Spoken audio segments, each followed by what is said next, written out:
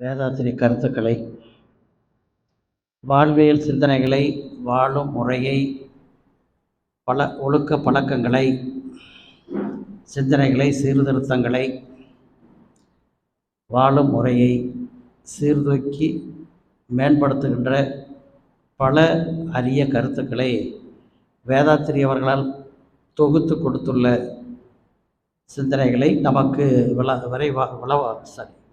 விளக்கமாகவும் வாழ்க்கையில் பயன்படுத்தும்படியும் பண்படுத்தும்படியும்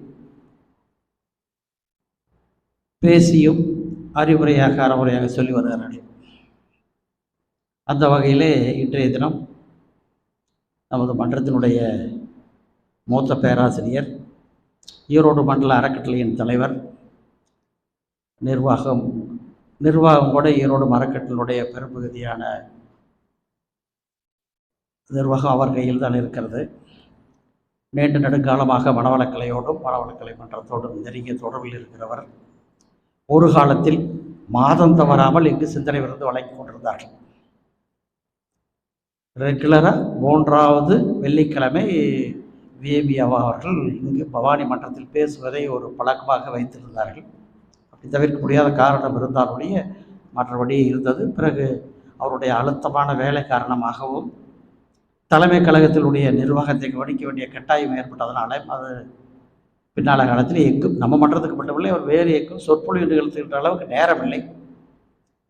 அதற்கு பிறகு அவர் இந்த மாதிரி என்னைக்காவது ஒரு நாளைக்கு வந்து பேசிவிட்டு செல்வதே பெரிய பல்வேறு அழுத்தமான வேலைகளுக்கு இடையிலே வருகிறார். அது பவானி மன்றத்திற்கு வர வேண்டும் என்ற கட்டாயத்திற்காக வருகிறார்.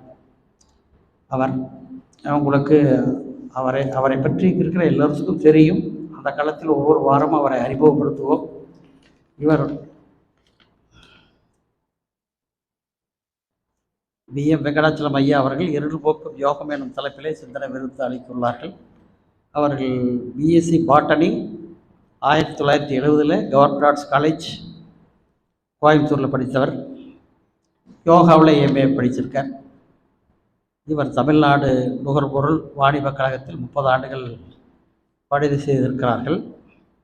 கடைசியாக குவாலிட்டி மேனேஜர், குவாலிட்டி கண்ட்ரோலராக இருந்து ரிட்டையர்ட் ஆகியிருக்கார். அவர் கிட்டத்தட்ட 30 ஆண்டு காலத்துக்கு மேலாக மனவளக்கலையோடும் அதனுடைய தொடர்பில் இருந்தார்.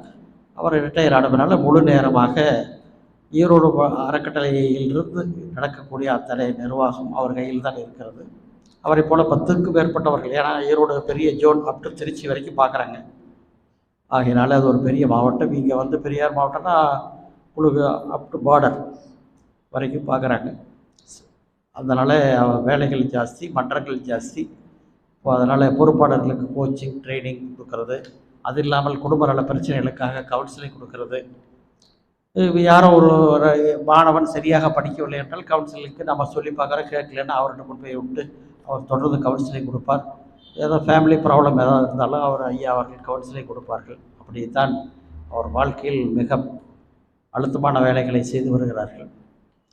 எனவே அவர் நமது மன்றத்தை மட்டும் இல்லாமல் அவருடைய கல்லூரி நாட்களிலேயே அந்த யோகம் போன்ற பல்வேறு யோக கலைகளை கற்று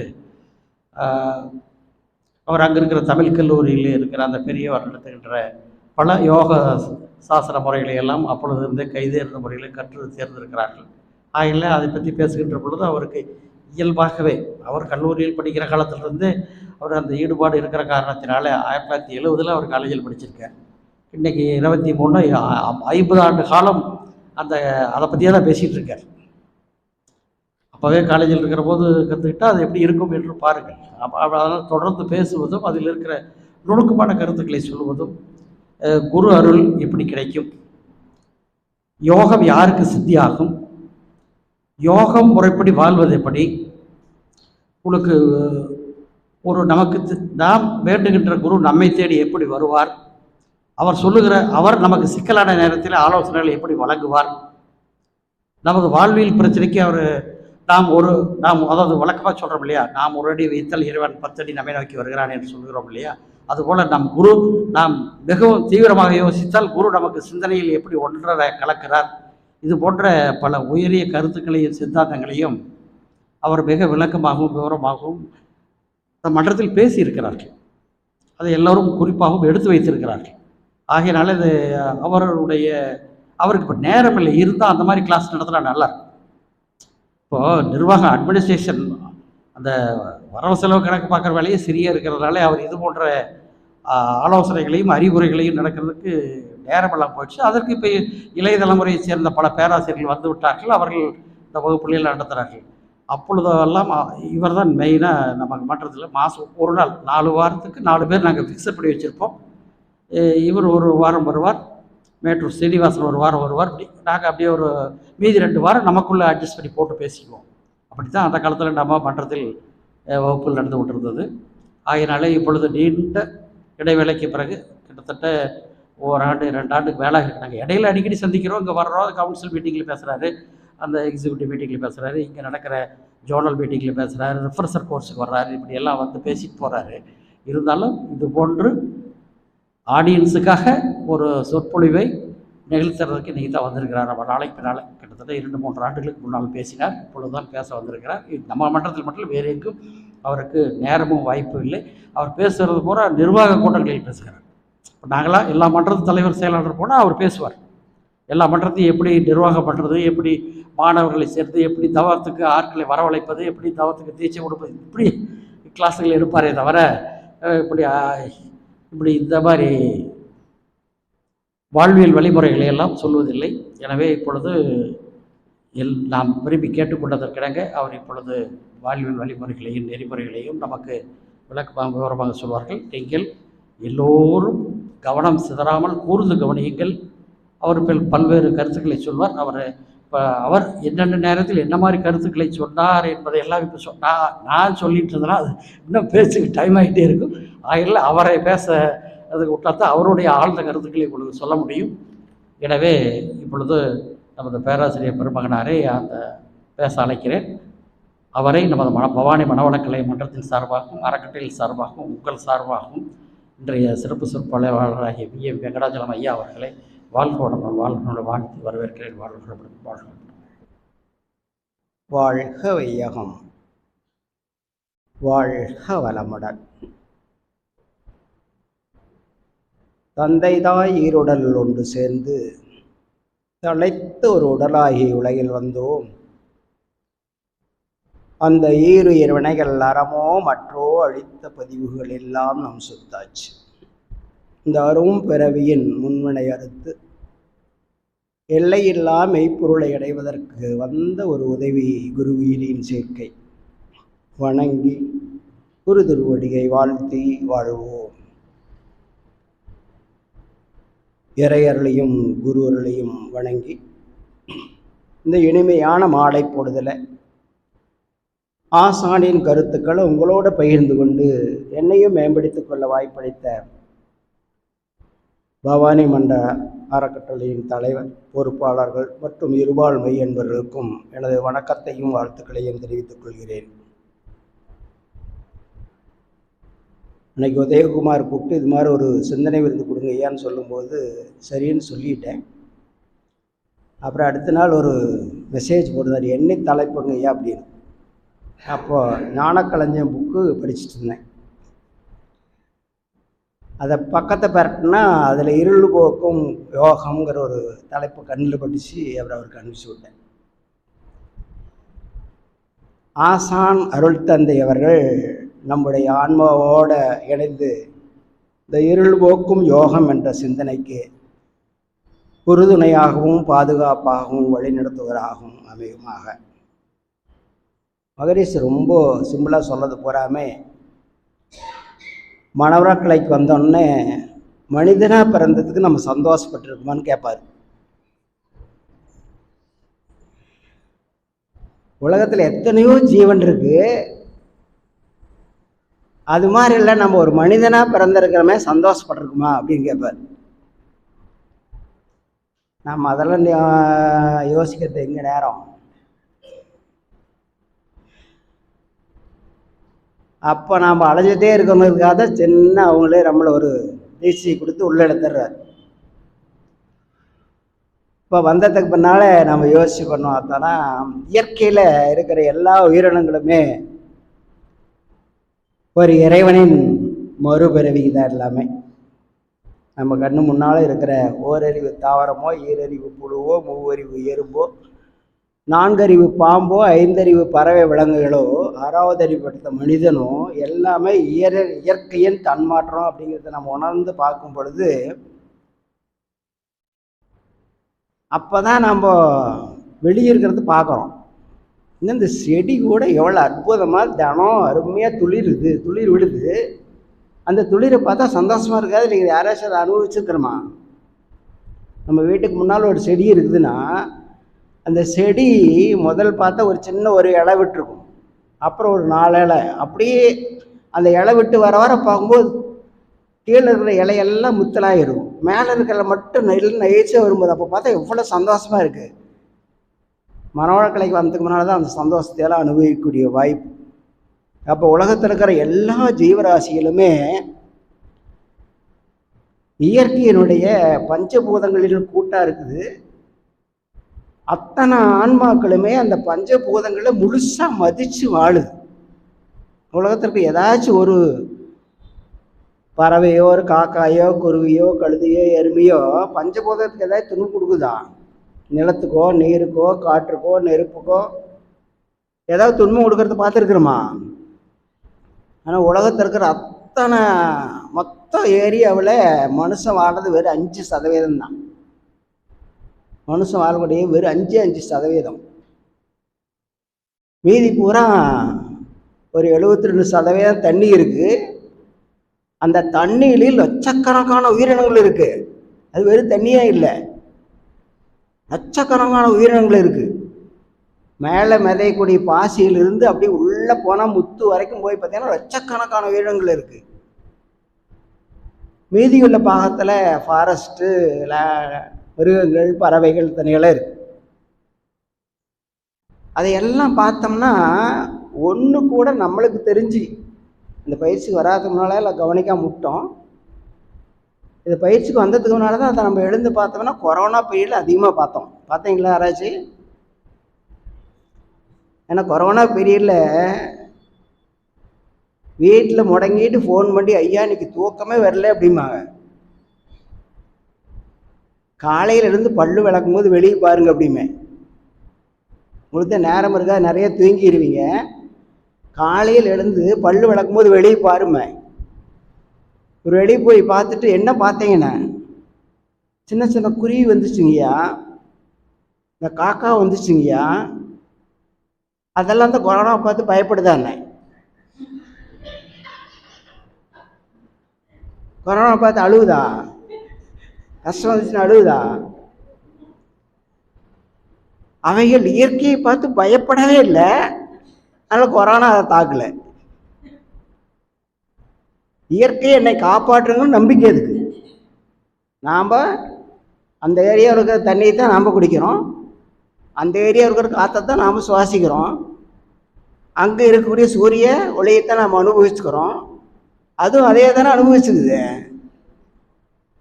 அப்போ அதுக்காக கவலை வரல, அதுக்காக பயம் வரல. யாருனாலும் அதே உயிரினத்திலிருந்து சில எடுத்து தான் மனிதனுடைய நோயத்தைக்கு உபயோகப்படுத்துகிறாங்க. எத்தனையோ உயிரினங்கள், எத்தனையோ பயிரினங்கள், ரெண்டிலிருந்து எடுத்து தான் மனிதனுடைய நோயை குணப்படுறதுக்கு உபயோகப்படுத்துகிறாங்க. எத்தனையோ பயிரினங்கள்லேருந்து எடுக்கிறாங்க, அதே மாதிரி எத்தனையோ உயிரினங்கள்லேருந்து எடுக்கிறாங்க. காரணம் அவைகள் எல்லாமே இயற்கையை மதித்து வாழ்கிறது. அதனால் எந்தவித பயமும் இல்லாமல் சந்தோஷமாக இருக்குது. அந்த இயற்கையை மதித்து வாழ்கிறது எனக்கெல்லாம் ரொம்ப பின் பாயிண்டாக தெரிஞ்சது காந்திஜி வாழ்க்கை தான். சவுத் ஆப்பிரிக்காவில் தன்னுடைய ஒய்ஃபுக்கு உடம்பு சரியில்லாமல் போயிடும். இவரை கொண்டு பிடிச்சுள்ள சிறையில் போட்டுருவாங்க. ரொம்ப பெரிய டாக்டர் ஹாஸ்பிட்டலில் கொண்டு போட்டுருவாங்க. அந்த அம்மாவுக்கு உயிர் போகிறனால அங்கே இருக்கிற டாக்டர்லாம் சொல்கிறாங்க, எந்த மருந்தும் கொடுக்க முடியாது. ஒரு பசு மாடுனுடைய முதுகெலும்பில் இருந்து ஒரு சிரத்தை எடுத்து அதை இவங்களுக்கு கொடுத்தா தான் காப்பாற்ற முடியும், இல்லைன்னா காப்பாற்ற முடியாதுன்ட்டாங்க. அந்த அம்மாட்ட வந்து சொல்கிறாங்க, அந்த அம்மா சொல்லுது, என்னுடைய வழியை போக்குறதுக்கு அந்த மாட்டுக்கு துன்பப்படுத்துறீங்களா, அது குத்தி தானே எடுத்தாகணும் அப்படின்னு சொல்கிறாங்க. அப்படின்னா நீ வெளியே போயிட வேண்டியதாம்மா, இங்கே நீங்கள் இறக்குறதுக்கு நான் பெரிய பிள்ளை அப்படின்னு சொல்கிறாங்க. அப்படின்னு என் கணவர்கிட்ட பர்மிஷன் வாங்கன்னு சொல்லிடுது. அப்புறம் இவங்க போய் அதை சொல்கிறாங்க, உன்னுடைய மனைவி இங்கே இறக்குறத நாங்கள் விரும்பல, நீங்கள் வந்து எடுத்துகிட்டு போன்னு சொன்னால், சரி பரவாயில்ல, உன்னால் முடியல, நீங்கள் என்ன பண்ணுறது அப்படின்னு பரவல் வாங்கிட்டு அவரும் அவருடைய நண்பரும் வந்து ஒரு தொட்டலை, வேஷ்டியை தொட்டலாக கட்டி மனைவி தூக்கி போட்டு வீட்டுக்கு கொண்டு போயிட்டாங்க. ஆனால் இவங்க உயிரை காப்பாற்றுறதுக்கு இன்னொரு உயிரை துன்புறுத்தி அதுலேருந்து சிரத்தெடுத்து காப்பாற்ற வேணக்கூடாதுங்கிறது அது இயற்கையை அவங்க முழுசாக நம்புறாரு. ஒரு ஐந்தறிவு ஜீவனுடைய உயிரை துன்புறுத்தி அதிலிருந்து எடுத்து நம்ம உயிரை காப்பாற்றுறாங்கிறது அவளேன்னு சரி, அது இயற்கையில் அப்படிலாம் இருக்கவே இருக்காதுங்கிறாரு. ஏன்னா அவர் பாபாஜி கிட்ட தேர்ச்சி எடுத்தவர், காந்திஜி பாபாஜிக்கு தேர்ச்சி எடுத்தவர். அவருக்கு உள்ளுணர்வாக தெரியும் என்ன நடக்குதுன்னு தெரியும். வீட்டுக்கு கூட்டு போயிட்டு வீட்டில் படுக்க வச்சுட்டு அப்படியே அவங்க தலையெடுத்து மடி மேலே வச்சுட்டு ஒரு டம்ளரில் தண்ணி வச்சுட்டு தண்ணியிலேருந்து ஒரு ஸ்பூன் எடுத்துட்டு அப்படியே நாம் இப்போ துரிய தவம் செய்கிற மாதிரிங்களா, அது மாதிரி தவத்தில் ஆழ்ந்து போய் இந்த நீர் என் மனைவிக்கு மருந்தாக மாறட்டும் அப்படின்னு கொடுத்துட்டே இருக்காரு. 5 நாள் எழுந்து உட்காந்துக்கிறாங்க. இந்த ஒரு வாழ்க்கை வரலாறு நீங்கள் பார்க்கலாம். அதெல்லாம் இயற்கையிலிருந்து எதை எடுத்து துன்பப்படுத்தி ஒரு மனிதன் எடுத்து யூஸ் பண்ணாலும் அது கண்டிப்பாக செயலுக்கேற்ற விளைவை கொடுத்தே இருக்குங்கிறது அவங்களுடைய வாழ்க்கை வரலாறு சொல்லுது.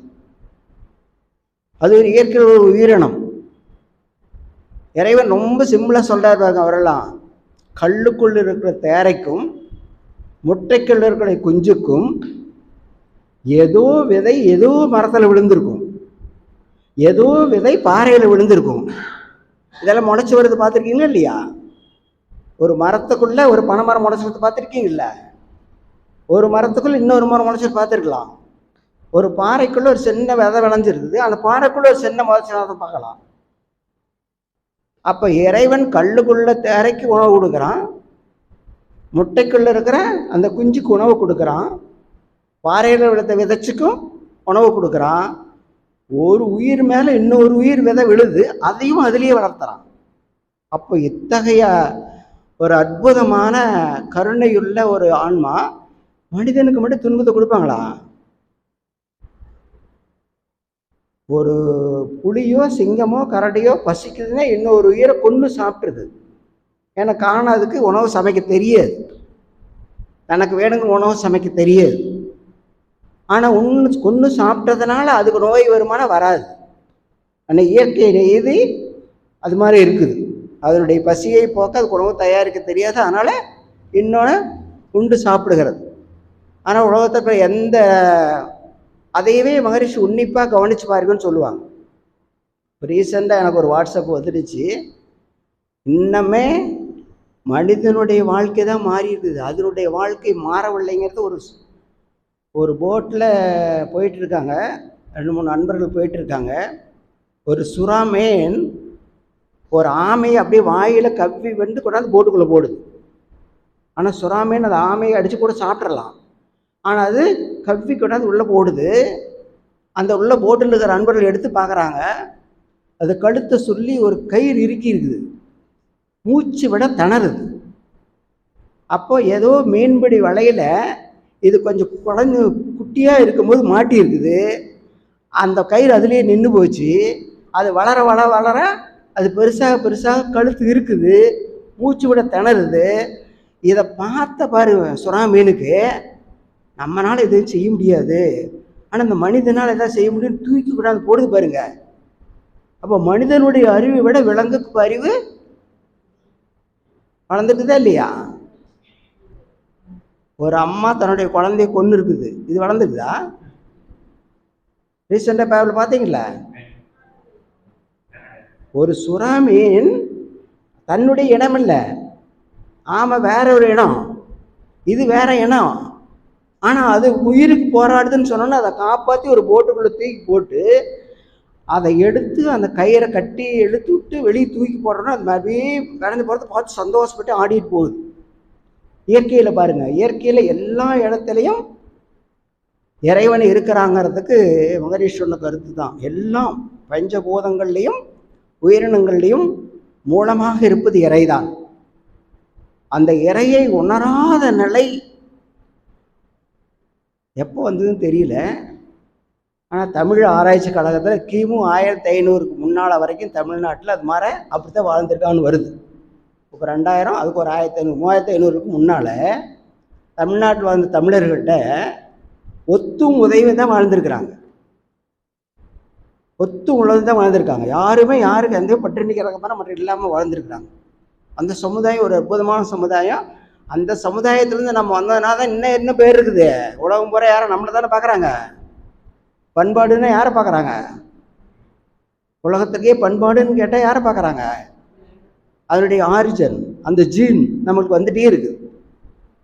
ஏதோ ஒரு காலகட்டத்தில் அந்த ஜீனில் ஒரு மாற்றம், மேற்கத்திய நாகரிகமாக அல்லது முகமதிய இன்வேஷனோ அல்லது ஆங்கிலேயர் இன்வேஷனோ வந்து ஒரு மாற்றத்தை ஏற்படுத்தியிருக்கு. அதற்கு முன்னால் வரைக்கும் இருந்த தமிழ் பண்பாட்டில் அனைத்திலும் இறைவனை பார்த்ததுனால தான் எவ்வளவோ பட்டினி கிடந்த காலத்தில் கூட இவங்க காலரா வந்த காலத்துலேயும் தப்பிச்சு மேலே வந்திருக்கிறாங்க. அப்போல்லாம் காலர், எனக்கெல்லாம் 3 வயசு இருக்கும்போது காலரை ஓவர், நிறைய குத்தாக இறந்ததெல்லாம் பார்த்துருக்குறோம். நாங்கள் ஸ்கூல் காலேஜ் போகிறப்ப இப்போ எப்படி எங்களுக்கு கொரோனா சர்டிஃபிகேட் கேட்டாங்கல்ல, அது மாதிரி அப்போ காலரா சர்டிஃபிகேட் காட்டணும். காலேஜ் போனேன்னாவ 11th எக்ஸாம் எழுத போகிறனாவ காலரா ஊசி போட்டாச்சு அப்படின்னு சர்டிஃபிகேட் காமிச்சா தான் எழுத முடியும். அது மாதிரி ஒவ்வொரு பீரியடிலும் மனிதனுடைய மனம் கருணை அன்பிலிருந்து மாறி கொடுமையான நிலைக்கு மாறும்போது இயற்கை தானாக ஒரு பாடத்தை கொடுக்கறதுன்னு சொல்கிறாங்க. துன்பத்தை மனிதன் மட்டும்தான் உலகத்தில் உதவக்கூடிய சொல்லுவேன், வேறு யாருமே உதவ மாட்டாங்க. மனிதன்கிட்ட தான் உதவக்கூடிய தன்மை. அதற்கு மேலே என்னென்னா, இந்த பிரபஞ்சத்துக்குள்ளே எல்லா இதையும் எடுத்து உருமாற்றி தரமாற்றி தனக்கு ஏற்கடைய உபயோகப்படுத்தக்கூடிய தன்மை வாய்ந்தவன் மனிதன் மட்டும்தான், வேறு யாருக்கும் கிடையாது. அந்த காலத்துலேருந்து இன்னும் அந்த தூக்கணாங்குருவி அப்படி தான் தொங்கிட்டு இருக்குது. இன்னும் அந்த குரங்குட்டி இந்த மலையில் அப்படி தான் நனைஞ்சிட்டு இருக்குது. உலகத்தில் நாய் அப்படி தான் சுற்றிட்டு இருக்குது. அதில் ஒரு மாற்றமே இல்லை. ஆனால் மனிதன் மட்டும்தான் என்ன பண்ணிக்கிறான், அது குகையிலையும் பொந்துலையும் மரத்து மேலேயும் படுத்திருந்தா எப்படி இருக்கான்,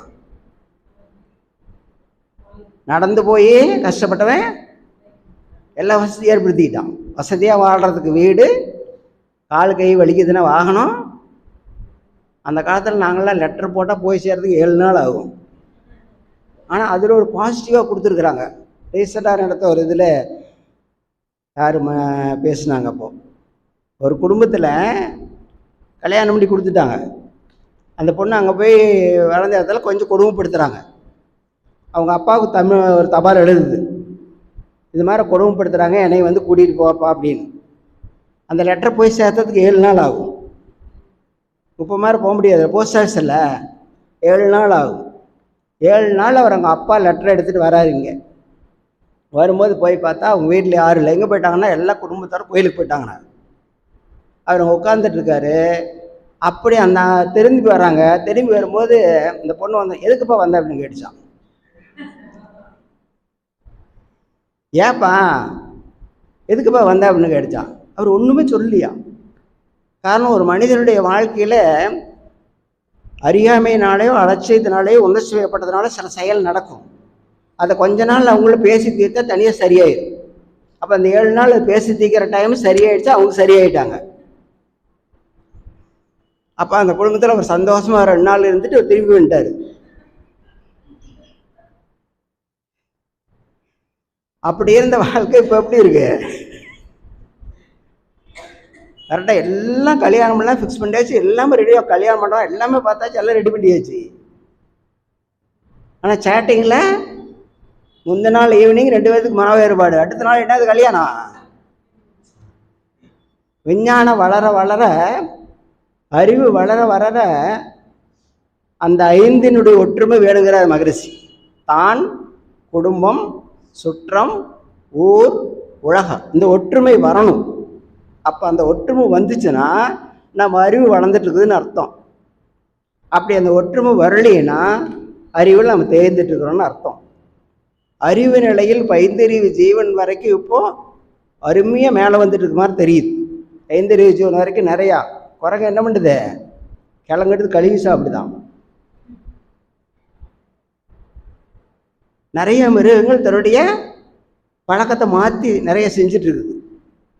ஆனால் இப்போ மனிதன் மட்டும்தான் என்ன பண்ணிக்கிறோம், ஏதோ ஒரு காலகட்டத்தில் மனிதத்தன்மையை, மனிதன் என்றால் மனதை தன் வசம் வைத்துக்கொண்டு மற்றவர்களுக்கு இதமாக வாழ்பவன் மனிதன். மனதை தன்வசம் வைத்துக்கொண்டு மற்றவர்களுக்கு இதமாக வாழ்வன் அப்படின்னு சொன்னோன்னு மகரிஷி என்ன சொல்லுவாங்கன்னா, நீ மற்றவனுக்கெல்லாம் இதமாக அப்புறமாப்பா, உன்னோட உயிரோட உன்னுடைய உடம்போட இதமாக இருக்கிறியான்னு கேட்பார். மற்றவர்களுக்கு உதமாக இருக்குனான்னு கேட்டால் அப்பா அம்மா உடன் பிறந்தவர்கள். இப்போ குடும்பம்னா பழைய காலத்தில் பாட்டன் பாட்டி, அப்பா அம்மா, பெரியப்பா பெரியம்மா, சித்தப்பா சித்தப்பா, இவங்கெல்லாம் சேர்ந்தா குடும்பம். ஒன்று மட்டும்தான் வெளியே போகும், மீதி எல்லாமே ஒரே குடும்பமாக தான் இருக்கும். கூட 2 நாளைக்கு முன்னால் ஒரு பேப்பரில் போட்டுக்குவாங்க, ஒரே குடும்பம் கன்னியாகுமரி பக்கத்தில் 78 பேர் ஒரே குடும்பமாக பொங்க வச்சு போட்டிருக்கேன் பாருங்க. எத்தனை அண்ணன் தம்பியிலேருந்து அத்தனை பேர், அத்தனை அண்ணன் தம்பி, அத்தனை குடும்பங்கள், அத்தனை பேர் 79 பேர், 82 பேராக வராங்க. 24 குடும்பங்கள் ஒன்றா இருக்கிறாங்க, ஒரே சமையல் இருக்குது. போன வருஷம் இதே தீபாவளியில் திருப்பூரில் 152 பேர் ஒரே குடும்பம், ஒரே கிச்சன் இருக்குது இன்னும். அதே மாதிரி டெல்லிக்கு பக்கத்தில் ஒரு கிராமத்தில் 182 குடும்பங்கள், அத்தனை பேர் இருக்கக்கூடிய அது ஒரு ஊர் மாதிரி இருக்குது. எல்லாம் ஒரே கிச்சன், எல்லாம் ஒரே ஒரு சினிமா தியேட்டர் இருக்கும், ஹோட்டல் இருக்கும், எல்லாமே அதுக்குள்ளேயே இருக்குது. அத்தனையும் அப்படியே வாழ்கிறாங்க. அப்போ பண்பாடு இன்னும் ஒரு சில இடத்துல இருக்குது. ஆனால் அதிகமான இடத்துல என்ன மாறிடுச்சு, அதிகமான இடத்துல மாற்றம் என்னென்னா, என்னுடைய வயசுக்கு நான் அதிகமாக இந்த மாற்றத்தை பார்த்தது இலவச டிவி வந்ததுனால தான் அதிகமாக பார்த்துருக்கேன். அதில் தான் எந்தெந்த குடும்பத்தை எப்படி கெடுக்கலாம், மாமியார் மருமகள் செடியோட சண்டை எப்படி அதிகம் தூண்டி விடலாம், அது மாதிரி அண்ணன் தம்பி பாகத்தை எப்படி பிரிக்கலாம், இது மாதிரி கதைகளை போட்டு அப்படியே வெளியே கொண்டு வந்துட்டாங்க. அதை நிறைய பார்த்துட்டு கஷ்டமாக இருக்கிறதுக்கு என்னென்னா, 2 மட்டும் மகரிஷி ரொம்ப வருத்தப்பட்ட கருத்து. மனிதர்களுடைய நாகரிகம் வர வர வர குடும்ப ஒற்றுமை தொடர்ந்து இருக்கணும், அதே சமயத்தில் வாரிசுகள் இல்லாத குடும்பங்கள் இல்லாமல் இருக்கக்கூடாது. ஆனால் இப்போ எப்படி இருக்கு, குடும்பங்களும் பிரிந்து கொண்டே இருக்கிறது, குழந்தை பேரும் அது இந்தியா மாதிரி கிளைமேட் இருக்கிற இடத்துல குழந்தை பேர் இல்லாமல் இருக்கவே முடியாது. கிளைமேட் அது மாதிரி கிளைமேட். அப்போது இதில் ஏதோ ஒரு வகையில் ஒரு அற்புதமான ஆன்மாக இருந்தது, வேற எதையும் ஃபாலோ பண்ணி தன்னுடைய ஆன்மாவை கெடுத்து விட்டது அப்படிங்கிறதா மகரிஷினுடைய கருத்து. நம்முடைய அப்பா அம்மா தாத்தா பாட்டினுடைய வாழ்க்கை வரலாறு பூரா பார்த்துட்டே வந்தோம்னா ஏதோ ஒரு காலகட்டத்தில் அது அந்த செய்தி மாறி இருக்கும். அப்படி மாறுறதுக்கு காரணம் என்னென்னா, இப்போ இருக்கிற சமுதாயம்னு மற்றவங்க எல்லாருமே சொல்கிறாங்க, மகரிஷி அதை சொல்கிறதில்லை. என்ன சொல்கிறாங்க, சமுதாயம் அப்படி தான் இருக்கும், நம்ம கூட பிறந்தவங்கெல்லாம் அப்படி தான் இருப்பாங்க, நம்முடைய வாழ்க்கை துணையும் அப்படி தான் இருப்பாங்க, நம்முடைய அம்மா அப்பாவும் அப்படி தான் இருப்பாங்க. ஆனால் நம்ம மட்டும் மாறக்கூடிய தன்மை முடியும், வேற யாரையுமே முடியாது. உலகத்திலே இப்போ அருமையான வார்த்தை எதுங்க, தீதும் நன்றும். நாமெல்லாம் மறந்துட்டோம், அங்கே எழுதி வச்சிருக்கிறோம். நம்ம இங்கே எங்கேயுமே எல்லாம் மறந்துட்டோம். ஆனால் ஐநா சபையிலையும் உலக தமிழ் சங்கத்திலேயே அதுதான் ஃபுல்லாக போட்டு வச்சுருக்கிறான். அதனால தான் அன்றைக்கே நம்முடைய முண்டாசு பாரதி சொல்லிச்சு பார்த்தீங்களா, என்ன சொன்னாங்க, காக்கை குருவி எங்கள் ஜாதி, கடலும் மலையும் எங்கள் கூட்டம்னா. அப்போ பஞ்சபூதங்கள்லேருந்து மனிதன் வரைக்கும் உள்ளுணர்வாக தெரிந்த ஒரு அற்புதமான வார்த்தைகள், சின்ன வார்த்தைகள் தான். அந்த வார்த்தைகளில் நம்ம எப்படி அதிலிருந்து வெளியே வந்துட்டோம் அப்படிங்கிறத பற்றி தான் வேறு யாருமே அனலைஸ் பண்ணல. வேதாத்திரி மகரிஷி மட்டும்தான் கொஞ்சம் அனலைஸ் பண்ணிட்டு, மனிதன் சுயநலமாக மாறும்போது அதில் சிக்கிறான்னு சொல்கிறார். சுயநலமாக மாறும்போது சிக்கிறான். இது எனக்கு சேர்ந்தது, இது எனக்கு மட்டும்தான் சொந்தம் அப்படின்னு நினைக்கும் போது மனிதன் அவனுடைய குணத்திலிருந்து வெளியே வரான். ஆனால் அதற்கு முன்னால் அப்படியெல்லாம் இல்லை. ஆனால் ரொம்ப அடிக்கடி உங்களுக்கு சொல்கிறது, நான்லாம் இந்த காவிரி யாத்திரை நான்லாம் ரொம்ப கஷ்டப்படல, ரொம்ப புலம்புறேன். ஆனால் என்னுடைய சின்ன வயசில் எங்கள் பாட்டி சொன்னதெல்லாம் இன்னும் மறக்க முடியாது. அவங்களாம் படிக்காதவங்க, எங்கள் கிராமத்திலேயே நான் ஒரு தான் காலேஜுக்கு போனவன். அதனால் அவங்க கூப்பிட்டு சொல்லுவாங்க, நீ காலேஜ் போய் அறிவு வளர்ந்துட்டு நினச்சிட்டு ஆடி 18 வந்து காவேரியில் போய் குளிக்கும்போது அசிங்கமெல்லாம் பண்ணிட்டு வந்துடக்கூடாது. பாருங்கள் சொல்லுவாங்க பாருங்கள், நீங்கள் போய் காலேஜில் போய் அறிவு வளர்ந்து பெரிய எல்லாம் தெரிஞ்சிட்டின்னு வந்துட்டு போய் காவிரி ஆறுங்கிறது ஒரு தெய்வம். பிறந்த இடத்துலேருந்து கடலில் கலக்கிற வரைக்கும் எல்லா உயிரினும் சாப்பிடுது. மனிதனும் அந்த தண்ணியை சாப்பிட்றான். அந்த மனிதனும் தண்ணியில் எடுத்து உணவு சமைக்கிறான். ஆனால் நீங்கள் அந்த ஆற்றுக்கு தண்ணி இருக்கிறது 10 அடிக்கு முன்னால் செருப்பு விட்டுறணும். போய் காலை தண்ணியில் வைக்கக்கூடாது. குனிஞ்சி அம்மா மன்னிச்சுக்கோ, என்னை சுத்தம் பண்ணுறதுக்காக நான் வந்திருக்கிறேன் அப்படின்னு அவங்கள மன்னிப்பு கேட்டு தண்ணி எடுத்து தலையில் போட்டு அப்புறம் உள்ளே போய் குளிக்கணும். உடைய அழுக்கு மட்டும்தான் அங்கே போகணும். உடம்புக்கு அழுக்கு மட்டும் அங்கே போகணும். எச்சில் கூட போகக்கூடாது. அழுக்கு மட்டும் போச்சுன்னா அங்கே இருக்கிற மீனுக்கு உணவாயிடும். தண்ணி சுத்தமாக இருக்கும். ஒரு ஜாக்கெட்டு கூட போட முடியாத கல்வி அறிவே இல்லாதவங்க சொன்ன காலத்தில் இந்த காவிரி இப்போ யாருனாலும் அள்ளி கொடுக்க முடிஞ்சுது. யாருனாலும் அங்கே தண்ணி எடுத்து பொங்கல் வச்சுக்க முடியுது. ஆனால் இப்போ என்னாச்சு, உலகத்தையே பார்க்கக்கூடிய அற்புதமான அறிவியல் வளர்ச்சி வந்துருச்சு. ஆனால் காவிரி எப்படி இருக்கு, நம்ம இருக்கிற காற்றெல்லாம் எப்படி இருக்குது? இதிலிருந்து வெளியே வரணும்னா அதற்கு ஒரு பயிற்சி வேணுங்கிறார் மகரிஷி. அதனால தான் மகரிஷி நாம் இருக்கிற ஏதோ நாம் பிறக்கிறோன்னு வச்சுங்க, நம்ம அப்பா அம்மாவுக்கு பிறக்கிறோம், அவங்க அப்பா அம்மா குணம் என்ன இருக்குதோ அதுதான் நம்மளுக்கு வரும். அப்போ அந்த குணம் அவங்க தாத்தா பாட்டி குணம், அதுக்கு முன்னால் இருக்கிற குணமெல்லாம் அப்படி வரும். அதனால் நாய் குணம் பேய் குணமெல்லாம் வரும். அடித்தா அடிக்கலான்னு என்ன வருதா இல்லையா? திட்டினா திட்டலான்னு என்ன வருதில்ல? இதெல்லாம் நம்ம குணம் இல்லை, அதுக்கு ஆட்டோமேட்டிக்காக விலங்குலேருந்து வந்த குணம். ஆடு முட்டினா முட்டும், கோழி கொத்துனா கொத்தும், அந்த குணங்கள் நமக்கு வந்துகிட்டே இருக்கும். ஆனால் பழைய காலத்தில் தெய்வம்னு சொல்லி தப்பு பண்ணால் தண்டனை கிடச்சிரும்னு பயப்படுத்தி இருந்தாங்க. அதை நம்பினாங்க, தப்பு செய்யாமல் இருந்தாங்க. அதனால் அந்த காலத்தில் கோயிலுக்கு போகிறவங்க என்ன பண்ணாங்க, தனக்கு தண்டனை கொடுத்துக்கிட்டாங்க. மற்றவங்களுக்கு எந்த யோகம் இதெல்லாம் செய்ய மாட்டாங்க, தனக்கு தண்டனை கொடுத்துக்குவாங்க. 4 நாள் பட்டினி கிடப்பாங்க. ஆரம்ப காலத்தில் மொட்டை அடிக்கிறதுன்னு என்ன, தான் தப்பு பண்ணிட்டேன்னு மொட்டலை அடித்தா மற்றவங்கள என்னடா தப்பு பண்ணேன்னு கேட்பாங்க. மொட்டை அடிக்கிறது வேறு யாருக்கும் கிடையாது. தான் தெரியாமல் அங்கே அப்பனுக்கு தொல்லை பண்ணிட்டேன், என்னை சொந்தத்தை ஏமாற்றிட்டேன் இப்படின்னு சொல்லும்போது எனக்கு தண்டனை கொடுத்ததான் மொட்டை அடிக்கிறது. கோயிலுக்கெல்லாம் கிடையாது. 10 நாள் பட்டினி போடணும் உடம்புக்கு, அப்போ தான் சொன்ன பேச கேட்கும் அப்படின்னு விரதம் இருக்க வச்சு தனக்கு தானே தண்டனை கொடுத்துக்கூடிய ஒரு காலமெல்லாம் இருந்து இப்போ எப்படி பாருங்க பாசாங்காக போயிடுச்சு. இங்கே என்னன்னாலும் மண்டிக்கலாம், அங்கே போய் மொட்டை போட்டு ஒரு 10,000 உண்டியில் போட்டால் தப்பிச்சுக்கலாங்கிற எண்ணம் வந்துருச்சு. அப்போ அதையெல்லாம் இப்போ நம்ம ஆழ்ந்துள்ள கவனிச்சிக்கும் போது ஒரு மனிதனுடைய மனசு மாறினால் மட்டும்தான் உலகத்தில் எந்த மாற்றத்தையும் கொண்டு வர முடியும் அப்படிங்கிற அந்த மனோநடையில் தான் மகரிஷி தன்னை உணரக்கூடிய பயிற்சியை கொடுக்க ஆரம்பித்தாங்க. ரொம்ப எளிமையான பயிற்சி. ஆனால் விவேகானந்தர், ராமகிருஷ்ண பரமஹம்சர் இவங்களெல்லாம் படித்து பார்த்தோம்னா அது ரொம்ப கஷ்டப்பட்டுருக்குறாங்க. அநேக சமயத்தில் நம்மளுக்கு குருவுக்கு அந்த அளவுக்கு மதிப்பு கொடுக்குறோமான்னு தெரியல. விவேகானந்தருடைய வாழ்க்கையை படித்து பார்த்தீங்கன்னா வெளிநாடு போயிடுவார். அங்கே போய் அந்த சிக்காகோவில் கொடுத்த உடனே முதல் ஸ்பீச்சிலே எல்லாம் இவர் கூட உலகம் பூரா மாறிட்டு என்ன பண்ணிட்டாங்க, ஒரு டீம் எகெயின்ஸ்ட் வந்து இவர் கொல்ல முயற்சி பண்ணுறாங்க. ஆனால் கிறிஸ்டியானிட்டி எல்லாம் அழிஞ்சு போயிடும், உலக மதத்துக்கு இவர் தான் வந்துடுவாங்க, ஒரு டீம் ஃபார்ம் ஆகிடுது. அதற்காக இவர் என்ன பண்ணுறாங்க, விஷத்தை வச்சு கொள்வது, காப்பியில் விஷம் வச்சுட்டாங்க. அவர் எந்த உணவை தொடும்பொழுதும் ராமகிருஷ்ண பரமஹம்சர் அப்படியே நினச்சி தான் தொடுவார். அந்த காப்பியில் அவருடைய உருவம் தெரியுது, இல்லை விஷம் இருக்கு கீழே தொட்டுன்னு சொல்லி கொட்டிடுறாரு. அவருடைய வாழ்க்கை வரலாறு படித்து பாருங்க, குரு மேலே எவ்வளோ ஒரு தாகமாக இருக்கிறாருன்னு நினச்சி பாருங்க. அப்படியே ஹையஸ்ட் ஒரு பீக் கூட்டிகிட்டு போவாங்க, அங்கே அவர் எக்டக்லிஸ் போயிடுவார். அப்படியே ஆழ்ந்து இயற்கையோடு இணைஞ்சிருவார். தவறுனா அந்த பக்கம் கீழே விழுந்துருவார்.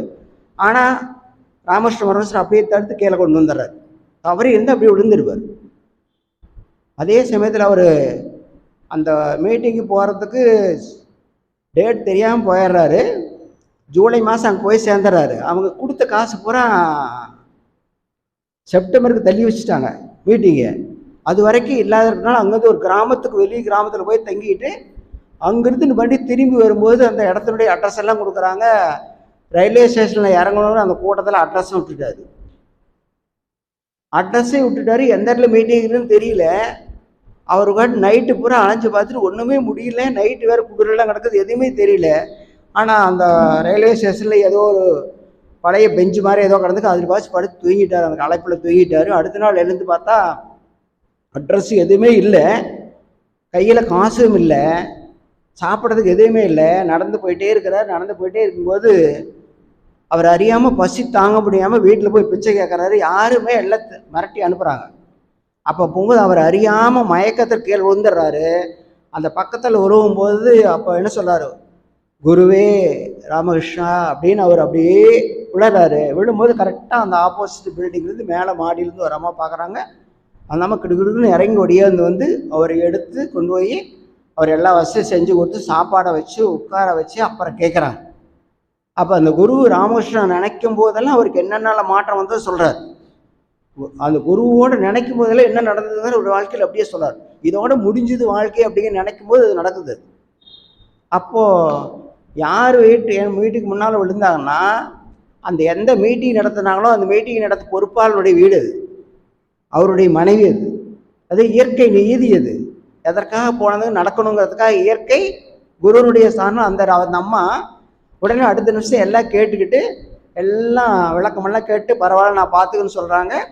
அப்போ அவர் ஒரு நம்ம திருவாசம் மாதிரி ஏதோ புக்கு அவர் படிச்சு இருந்துருப்பாராடுறது. அந்த அந்த அதாவது எத்தனை 400வது ஆண்டு அமெரிக்கன் சுதந்திரம் எடுத்து 400வது ஆண்டு விழா அது. அந்த விழாவில் ஒரு குறிப்பிட்ட நாள் இந்த மதத்துக்காக ஒதுக்கியிருக்கிறாங்க, மத பிரசங்கத்துக்காக, கூட்டு பிரசங்கத்துக்காக. அதில் தான் இவர் போய் சேர்றாரு. அதில் அப்போ அதில் அந்த பொறுப்பாக இருக்கிறவர் அவங்க ஒரு அந்த புக்கை கொண்டாந்து இவர் கொஞ்சம் சாப்பாடு போட்டு, ஐயா இந்த புக்கு தான் படிச்சுட்டே இருக்கேன், என்னால் முடியல, பார்க்கறது புரியலேன்னு சொல்லி கொடுக்குறாங்க. அவர் வாங்கி பார்த்துட்டு அப்படியே பரட்டிகிட்டே சாப்பிட்டே இருக்கார். எல்லாம் பரட்டி முடிச்சிட்டாரு. 400-500 பக்கம் இருக்குது. ஆனால் பரட்டி முடிக்கிறதுக்கு சாப்பிட்றதுக்கு சரியாக போச்சு. கைகழிட்டு வந்து ஐயா உங்களுக்கு என்ன சந்தேகம்னு கேட்குறாங்க. அப்போ அவர் சொல்கிறார், ஒரு கேள்வி கேட்குறாரு. அவர் இத்தனாவது பக்கத்தில் இத்தனாவது வரி படிங்கிறார். அதை படித்து அதில் ஆன்சர் இருக்குது. அவர் எத்தனை கேள்வி கேட்குறாரோ அத்தனை கேள்விக்கும் பதில் சொல்ல அந்த புக்கில் இத்தனாவது பக்கம் இத்தனாவது வரி படிக்கிறார். அப்படியே ஆடி போயிட்டார் அவர். ஒரு சாப்பிட்ற நேரம் பிரித்து இப்படி தான் போயிட்டுருக்காரு. ஆனால் இந்த புக்கில் இருக்கிற அத்தனை எப்படி உள்ளே வர முடியும்னா, அப்போ தான் பின்னால் ஆராய்ச்சியாளர் சொல்கிறாங்க, உலகத்திலேயே பார்த்தவுடன் அனைத்தையும் ஏற்றுக்கொள்ளக்கூடிய மெமரி பவர் உள்ளது விவேகானந்தன் சொல்லியிருக்காங்க. எதை பார்த்தாலும் அப்படியே முழுசாக அந்த புக்கில் இருக்கிற அத்தனை மேட்ரு. ஒரு புக்கை எடுத்துகிட்டு முதல் வரி படிச்சுட்டு கடைசி வரி படிச்சுட்டா எல்லா மேட்ரு உள்ளே வந்துருங்கிறார். அவருடைய வாழ்க்கை அது மாதிரி ஒரு அற்புதமான வாழ்க்கை. ஏன்னா காரணம் அவர் ராமகிருஷ்ணனுடைய சிஷியனாக இருக்கிறாரு, பிரபஞ்சம் தோணக்கூடிய அந்த வரத்தை பெற்றிருக்கிறாரு. ஆனால் கண்ணை மூடி உட்காந்து தன்னுள்ளே இருக்கக்கூடிய அந்த யோக நிலையில் அந்த அருளை பார்க்கும்போது இந்த இருள் விலகிறது அப்படிங்கிறார். எந்த இருள்னா, தாயும் தந்தையும் காம உணர்வினால் சேர்ந்து நாம் பிறந்தது தான் நம்மளுடைய இருள். தாயும் தந்தையும் விரும்பியே சேர்றாங்க. காம உணர்வுல சேர்ந்தவங்க தான் ஒரு குழந்தை பேர். தன்னுடைய உடல் பசியை தேரதான் சேர்ந்தக்கூடியவரை தான் நம்ம பிறந்தோம். ஆனால் நமக்கு அந்த காம உணர்வு அதிகமாக தான் இருக்கும். ஆனால் அதனுடைய பழைய காலத்து பிரகாரம் அந்த கோள்கள் நிலை அந்த தகுந்த மாதிரி அது ஜனித்த ஒரு குடும்பம் ஒரு உயிருக்கு அத்தனுடைய அந்த ஆற்றல் இயல்பாக கிடைக்குன்னு சொல்கிறாங்க. அப்போ அந்த வகையில் விவேகானந்தனுடைய வாழ்க்கையில் எப்படி பார்த்தா குருனுடைய சாந்தியத்தை பார்த்தா நிறைய இடத்துல இப்படி வருது. ஒவ்வொரு இடத்துலையும் 28, 29 வயசு எங்கேருந்து கல்கட்டாவில் ஆரம்பித்து கன்னியாகுமரி வரான்னு பாருங்கள். 29 வயசில் கன்னியாகுமரி வந்திருக்கிறார். அவர் அங்கிருந்து அவ்வளோ தூரம் வரும்போது ஒரு பைசா கூட கையில் எடுத்துக்கிறது இல்லை. அவர் பாட்டு வர்ற வழியில் எது கேட்கல, அவர் பார்த்து இவர் கேட்குற கேள்விக்கு பதில் சொல்லுவார். அவங்க என்ன ஆன்மீகத்தை பற்றி கேட்டாலும் எல்லாம் பதில் சொல்கிறதுனால இவருடைய செலவு பூரா அவங்களே ஏற்றுக்கிறாங்க. அப்படி இருந்தும் ஒரு ஃபாரஸ்ட் வழியில் உள்ளே வந்துட்டு இருக்கும்போது அவங்க ஒரு பெரிய மகான் இருக்கிறாங்க, அந்த குகையில் இருக்கான்னு சொல்கிறாங்க. அவருக்கு ஒரு ஆசை வந்துருச்சு. உடனே இந்த மகானுக்கு நான் போய் ஒரு அற்புதமான ஒரு பிரம்மஞானத்தை பெற்றுட்டா பரவாயில்லன்னு நினச்சிட்டு அந்த குகை வாயில் போய் உட்கார்றாரு. 2 நாள் உட்கார்றாரு, 3 நாள் உட்கார்றாரு, வெளியே வரல. எப்போ வருவாரோ அப்போ தான் பார்க்க முடியும் அந்த சித்தரை அப்படின்னு சொல்லிடுறாங்க. ஆனால் 3வது நாள் கண்ணை மூடி அவர் உட்காரும் போது ராமகிருஷ்ண பரமஹம்சர் அந்த பிரம்மஞானத்தை உணர்த்துருந்து அப்படியே வியூவாக வருது. அப்படி பார்த்தோன்னே டக்குன்னு அழுகுறாருங்க. அப்படியே இந்த பிரம்மஞானத்தை ராமகிருஷ்ண பரமஹம்சர் உணர்த்தது வருது. உணர்ந்த அடுத்த நிமிஷம் அப்படியே சமாதி ஆயிடுறாரு. அந்த ராமகிருஷ்ண பரமஹம்சர் கொடுத்தது பிரம்மஞானத்தை உணர்த்து அடுத்த நிமிஷம் சமாதி ஆயிடுறாரு. ராமகிருஷ்ண பரமஹம்சர் என்ன பண்ண, ஐயோ இப்படியே விட்டா அவன் இப்படியே கரைஞ்சு போயிடுவான் அப்படின்னு பிரம்மஞானத்தை மறக்கடிச்சிட்றாரு. அடுத்த நிமிஷம் சொல்றாரு, இந்த உலகத்தில் நிறைய செய்ய வேண்டியது இருக்குது, அதனால பிரம்மஞானத்தை மறக்கடிச்சிடுறாரு. அடுத்த நிமிஷம் அன்னைக்கு மறுபடியும் இந்த இன்னொருத்தருக்கு போய் பிரம்மஞானம் போடலான்னு நினச்சதை மறுபடியும் 3 நாள் கழித்து உடனே அந்த ஞாபகம் வந்தோடனே டக்குன்னு உட்காந்து அழுகுறாரு. என்ன எழுதுறாரு சொல்லிங்களா? ரொம்ப என்னுடைய மனசு எவ்வளோ மோசமான மனசுன்னா, ஒரு கணவன் வீட்டை விட்டு வெளியே போயிட்டு வந்துட்டு திரும்பி வரும்போது தன்னுடைய மனைவியை பார்த்து அவர் கற்பனை இருந்திருப்பாளோ அப்படின்னு சந்தேகப்படுற மாதிரி என்னுடைய மோசமான மனங்கிறார். மனைவியை வீட்டில் வச்சுருப்பாரு, வேலைக்கு போயிடறாங்க, திரும்பி வரும்போது மனைவி கற்புழுக்கத்தான தான் இருக்கிறா, ஆனால் கற்பை இழந்து விட்டாலும் சந்தேகப்படுற அளவுக்கு என்னுடைய மோசமான மனசு நான். இவ்வளோ ஒரு மோசமான மனசுனா ஒரு அருமையான குரு கற்றுக் கொடுத்த பிரம்மஞானத்தை இப்படி தவறாக நினச்சிட்டு உட்காந்து அழுகிறாரு. 40 நாளா 45 நாளா இன்னும் ரொம்ப நாள் சாப்பிடல, அப்படியே நடக்க முடியாமல் விழுந்துடுறாரு. விழுந்த போது இல்லை, இறை எதற்காக நான் என்னை படைக்கவில்லை அப்படின்னு சொல்லிட்டு அப்படியே எழுந்து நடக்கிறாரு. போய் 10 அடியில் ஒரு ஆள் சாப்பாடு கொண்டு வந்து கொடுக்குறாரு. அப்புறம் வாழ்க்கையில் அது மாதிரி நிறைய குரு வழியில் நடந்த அற்புதமான செயல்கள் நம்ம பார்க்க முடியும். ஆனால் அதே மாதிரி நம்ம வாழ்க்கையில் மனவளக்கலை நம்ம பயிற்சியில் வந்து சேர்றதுக்கு முன்னால் நம்ம வாழ்க்கையில் நம்ம என்னென்னலாம் அனுபவிச்சிருக்கிறோம், இப்போ மனவளக்கலைக்கு வந்ததுக்கு பின்னால் நம்ம என்ன குரு வழியில் நம்ம கிடைச்சிருக்கிறோம் அப்படின்னு பார்க்கும்போது தான் அந்த இருள் போக்கும் யோகா புரியும். மனவளக்கலை வந்ததுக்கு பின்னால் எப்படி விவேகானந்தர், ராமகிருஷ்ணன், நிவேதிதாலாம் நினச்சி பாருங்க, எங்கேயோ பிறந்த பெண்ணு, ஆனால் இந்தியாவில் வந்து விவேகானந்தருடைய சிஷ்யா மாறுறாங்க. அதே மாதிரி அன்னை தர்ஷா எங்கேயோ பிறந்த பெண்ணு அங்கே இருள் நீங்கி அருள் செய்ய வராங்க. இது மாதிரி ஒவ்வொருத்தரையும் பார்த்தோம்னா நிறையா அரவிந்தர்லேருந்து எல்லாம் பார்த்தோம்னா அது மாதிரி இருக்குது. ஆனால் நிறைய பேர் சித்தர்கள் தோன்றி உலக அமைதிக்காக பாடுபட்டு மறைஞ்சிருக்கிறாங்க. ஆனால் அதே மாதிரி நமக்கு ஒரு வாய்ப்பு கிடைச்சிருக்குது. என்னென்னா, நம்ம இந்த மனவளக்கலை வர்றதுக்கு போனால் நம்ம உடம்பு எப்படி இருந்தது, நம்ம மனசு எப்படி இருந்தது, ஆனால் மனவளக்கலை பயிற்சிக்குள்ளே வந்துட்டு வெறும் உடற்பயிற்சி செஞ்சதுக்கு முன்னால் என்ன மாற்றத்தை அனுபவித்தோம், அதே மாதிரி தீட்சை எடுத்ததுக்கு முன்னால் என்ன அனுபவித்தோம், அதுக்கு முன்னால் காயகல்பம் செஞ்சதுக்கு முன்னால் என்ன அனுபவித்தோம் அப்படின்னு நினச்சி பார்த்தோம்னா அந்த இருள் போக்கும் யோகம் விளங்குங்கிறார் மகரிஷி. ரொம்ப சிம்பிளாக மகரிஷி சொல்றது, எங்களுக்கு 94 96 அந்த வகுப்பு எடுத்தார். ஏன்னா காயகல்பம் அவர் ஃபஸ்ட்டு எடுத்துகிட்டு ஒரு 30 பேராசிரியர் காயகல்பம் மற்றவங்களுக்கு எல்லாம் எடுக்க சொல்லி கொடுத்துட்டு, உங்களுக்கு இனிமேல் அதுக்கு தகுதின்னு சொல்லி ஒரு 30 பேராசிரியர் எத்தனை பேராசிரியர் காயகல்பத்துக்கு தகுதி பண்ணிட்டு மறுபடி கிளாஸ் எடுக்கும்போது சொல்லார், ஒரு உடற்பயிற்சி 9 நாள் உங்களுக்கு கிடைக்கிற பலனை, தவங்கள் இத்தனை செய்கிற பலன்களை, அதற்கு எல்லா பலனையும் சேர்த்து காயகல்பத்துக்கு உங்களுக்கு கிடைக்கும் அப்படிங்கிறார். காயல்கற்ப யோகம் என்பது உயர் சஞ்சீவி, கருத்துடனே செய்து வந்தால் வித்து கட்டும், தூய முறை நரம்போக்கம் ஓசஸ் மூச்சு, தொடர்ந்து இரண்டும் செய்து வந்தால் போய பிழைகள் போம், பிணிகள் அகலும், புத்துயிரும் இறையாற்றலும் ஊட்டெடுக்கும், மாயமென வித்து அமுத ரசமாய் மாறி மரணமிலா பெருவாழ்வு திருப்தியாகுமேன்னு சொல்றார். ரொம்ப சிம்பிளாக சொல்லும்போது உயிரை பற்றி நிறைய விளக்கம் கொடுத்துட்டேன். அதே உயிருங்கிறது வெறும் காந்தம்தான். அந்த காந்தம் நம்ம குடல் உடம்புக்குள்ளே ஓடிட்டு இருக்கிற வரைக்கும், உச்சந்தலேருந்து உள்ளக்கால் வரைக்கும் முழுசாக ஓடிட்டு இருக்கிற வரைக்கும் எந்த நோயும் வர்றதுக்கு வாய்ப்பே கிடையாது. ஆனால் இறை என்ற வான்காந்தம் தான் உடலில் உயிர் என்ற ஜீவகாந்தமாக ஓடிட்டு இருக்குது. வான்காந்தம் இருக்கிற இடத்துல எதாவது தப்பு நடக்குதான்னு பாருங்க. ஒரு சூரியனை சுற்றி ஒரு புதன் சுற்றிட்டு இருக்குது, அதே 9 கோள்கள் சுற்றிட்டு இருக்குது. ஒவ்வொன்று சுற்றுற வேகம் தனி, ஒவ்வொன்று தனியாக சுற்றுற வேகம் தனி, அதை சுற்றி போகிற வேகம் தனி. நம்ம பிறக்கிறதுக்கு முன்னாலே அது இருந்தது, உப்பு இருக்குது, எதிர்காலத்தில் இருக்குது. ஆனால் ஏதாவது இன்னொன்று மேலே ஒன்று மோதிர மாதிரி இருக்குதுங்களா? அந்த வான்காந்தத்தில் எந்த வித டிஸ்டர்பன்ஸும் இல்லாமல் நடந்துட்டு இருக்குது. அதே வான்காந்தம் நமக்குள்ள உயிரின்ற ஜீவகாந்தமாக ஓடுது. அப்போ உயிரின்ற ஜீவகாந்தமாக ஓடும்போது உடம்புல எப்படி கெடுதல் நடக்கும்? வான்காந்தத்தில் பிரபஞ்சம் முழுது இருக்கும்போது எந்த இயற்கையில் எந்த மாற்றம் என்ன நடக்கிறது இல்லை. ஓரறிவு தாவரத்துலேருந்து 5 அறிவு ஜீவன் வரைக்கும் 9 கோள்கள்லேருந்து கோடானுகட்டு கோள்கள்லையும் எந்த வித மோதலும் எதுவுமே இருக்கிறது இல்லை. அதே இதுதான் அந்த மகா ஆகாசமே தான் நமக்குள்ளே சித்தாகாசமாக இருக்குது. அதே வான்காந்தம் தான் நமக்குள்ளே ஜீவகாந்தமாக இருக்குது. அந்த ஜீவகாந்தம் உடலில் இயல்பாக ஓடிட்டு இருக்க வரைக்கும் ஒரு கிராமத்தில் தாத்தா இருக்கிறார், 98 வயசு 99 வயசு ஆகுது. கடப்பாறை எடுத்து வேலை பண்ணுறாரு, ஒரு மண்வெட்டி எது வேலை செய்கிறார்.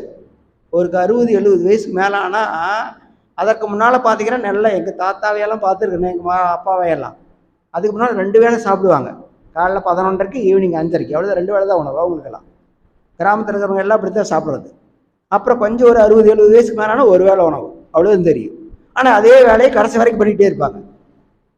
கடைசி வரைக்கும் எந்த ஹாஸ்பிட்டலுக்கு அவங்க போன மாதிரி சரித்திரம் கிடையாது.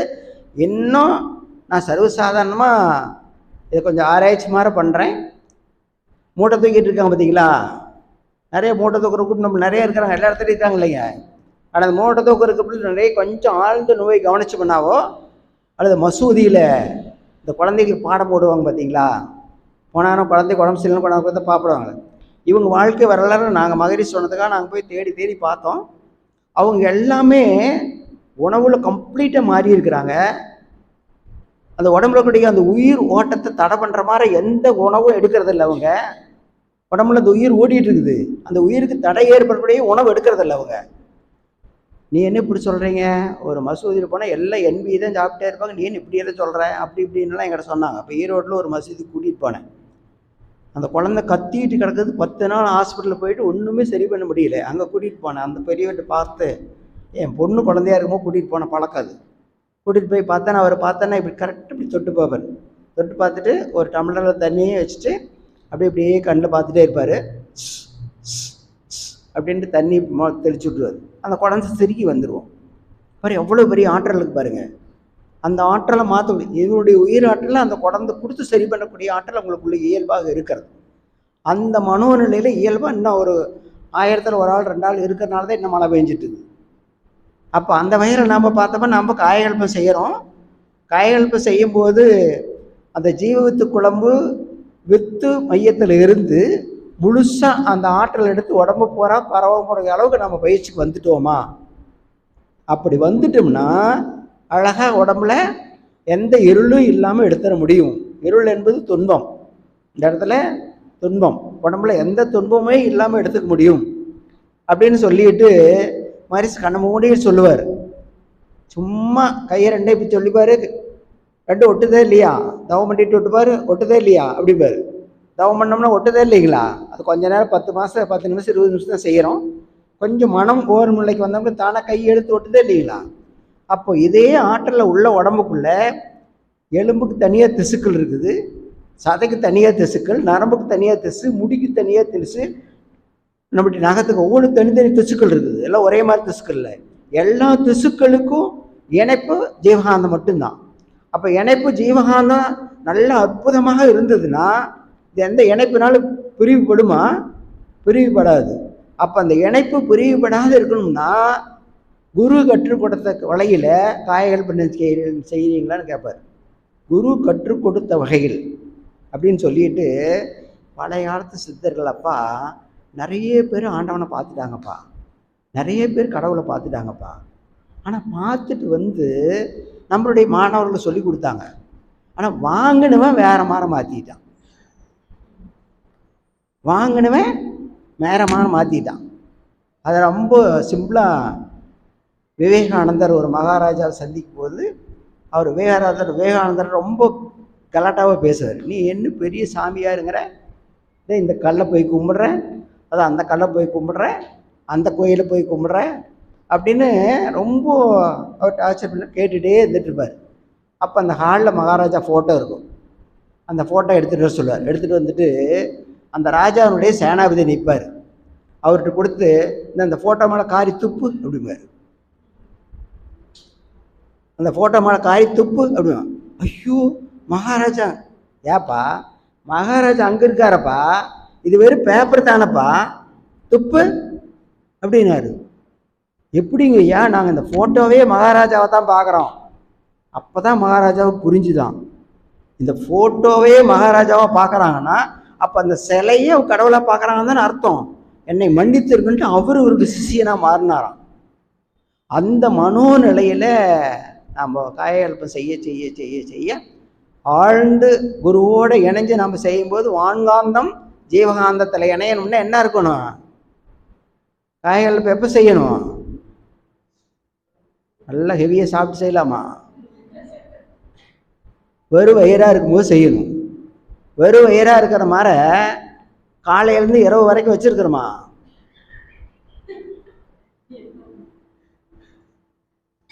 யோகம் என்பது ரொம்ப சிம்பிளாக அதுக்குள்ளே கொண்டாந்து முடிக்கிறார் மகரிஷி. நம்முடைய பயிற்சிக்கு வந்தவங்க எல்லாருமே காயகல்பம் என்பது உயிராற்றலை மேம்படுத்தக்கூடிய பயிற்சி. உலகத்தில் எல்லா அமைப்பு இருக்குது. இந்த சதையை நல்லா ஸ்ட்ராங் பண்ணுறதுக்கு சில எக்ஸசைஸ் இருக்குது. எலும்பை சரியாக வச்சுக்கிறதுக்கு சில எக்ஸசைஸ் இருக்குது. கண்ணை சரி பண்ணுறதுக்கு சரியாக எக்ஸசைஸ் இருக்குது. காதை சரி பண்ணுறது பிசியோதெரப்பியில் அத்தனையெல்லாம் வச்சுருக்கிறான். உலகத்தில் பிரித்து பிரித்து பிரித்து வச்சுருக்கிறான், எல்லாம் வச்சுருக்கிறான். ஆனால் இது எல்லாம் எப்போ செய்ய முடியும்? உடம்புல உயிர் இருந்தால் தான் செய்ய முடியும்.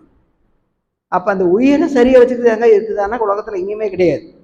ஆனால் உலகத்திற்கே ரொம்ப முக்கியமான பயிற்சியான காயகல்ப பயிற்சி மட்டும் நம்ம செய்தோம்னா, நாம் செய்யக்கூடிய நம்முடைய அம்மா அப்பா தாத்தா பாடி அவர்கள் செய்த அறமோ மற்றோ அளித்த பதிவுகள் எல்லாம் நம் சொத்தாச்சுன்னு சொல்கிறோம் இல்லையா? அறமோ மற்றோ அளித்த பதிவுகள் எல்லாம் நம்ம சொத்தாச்சுன்னு சொல்லிக்கிறோம்.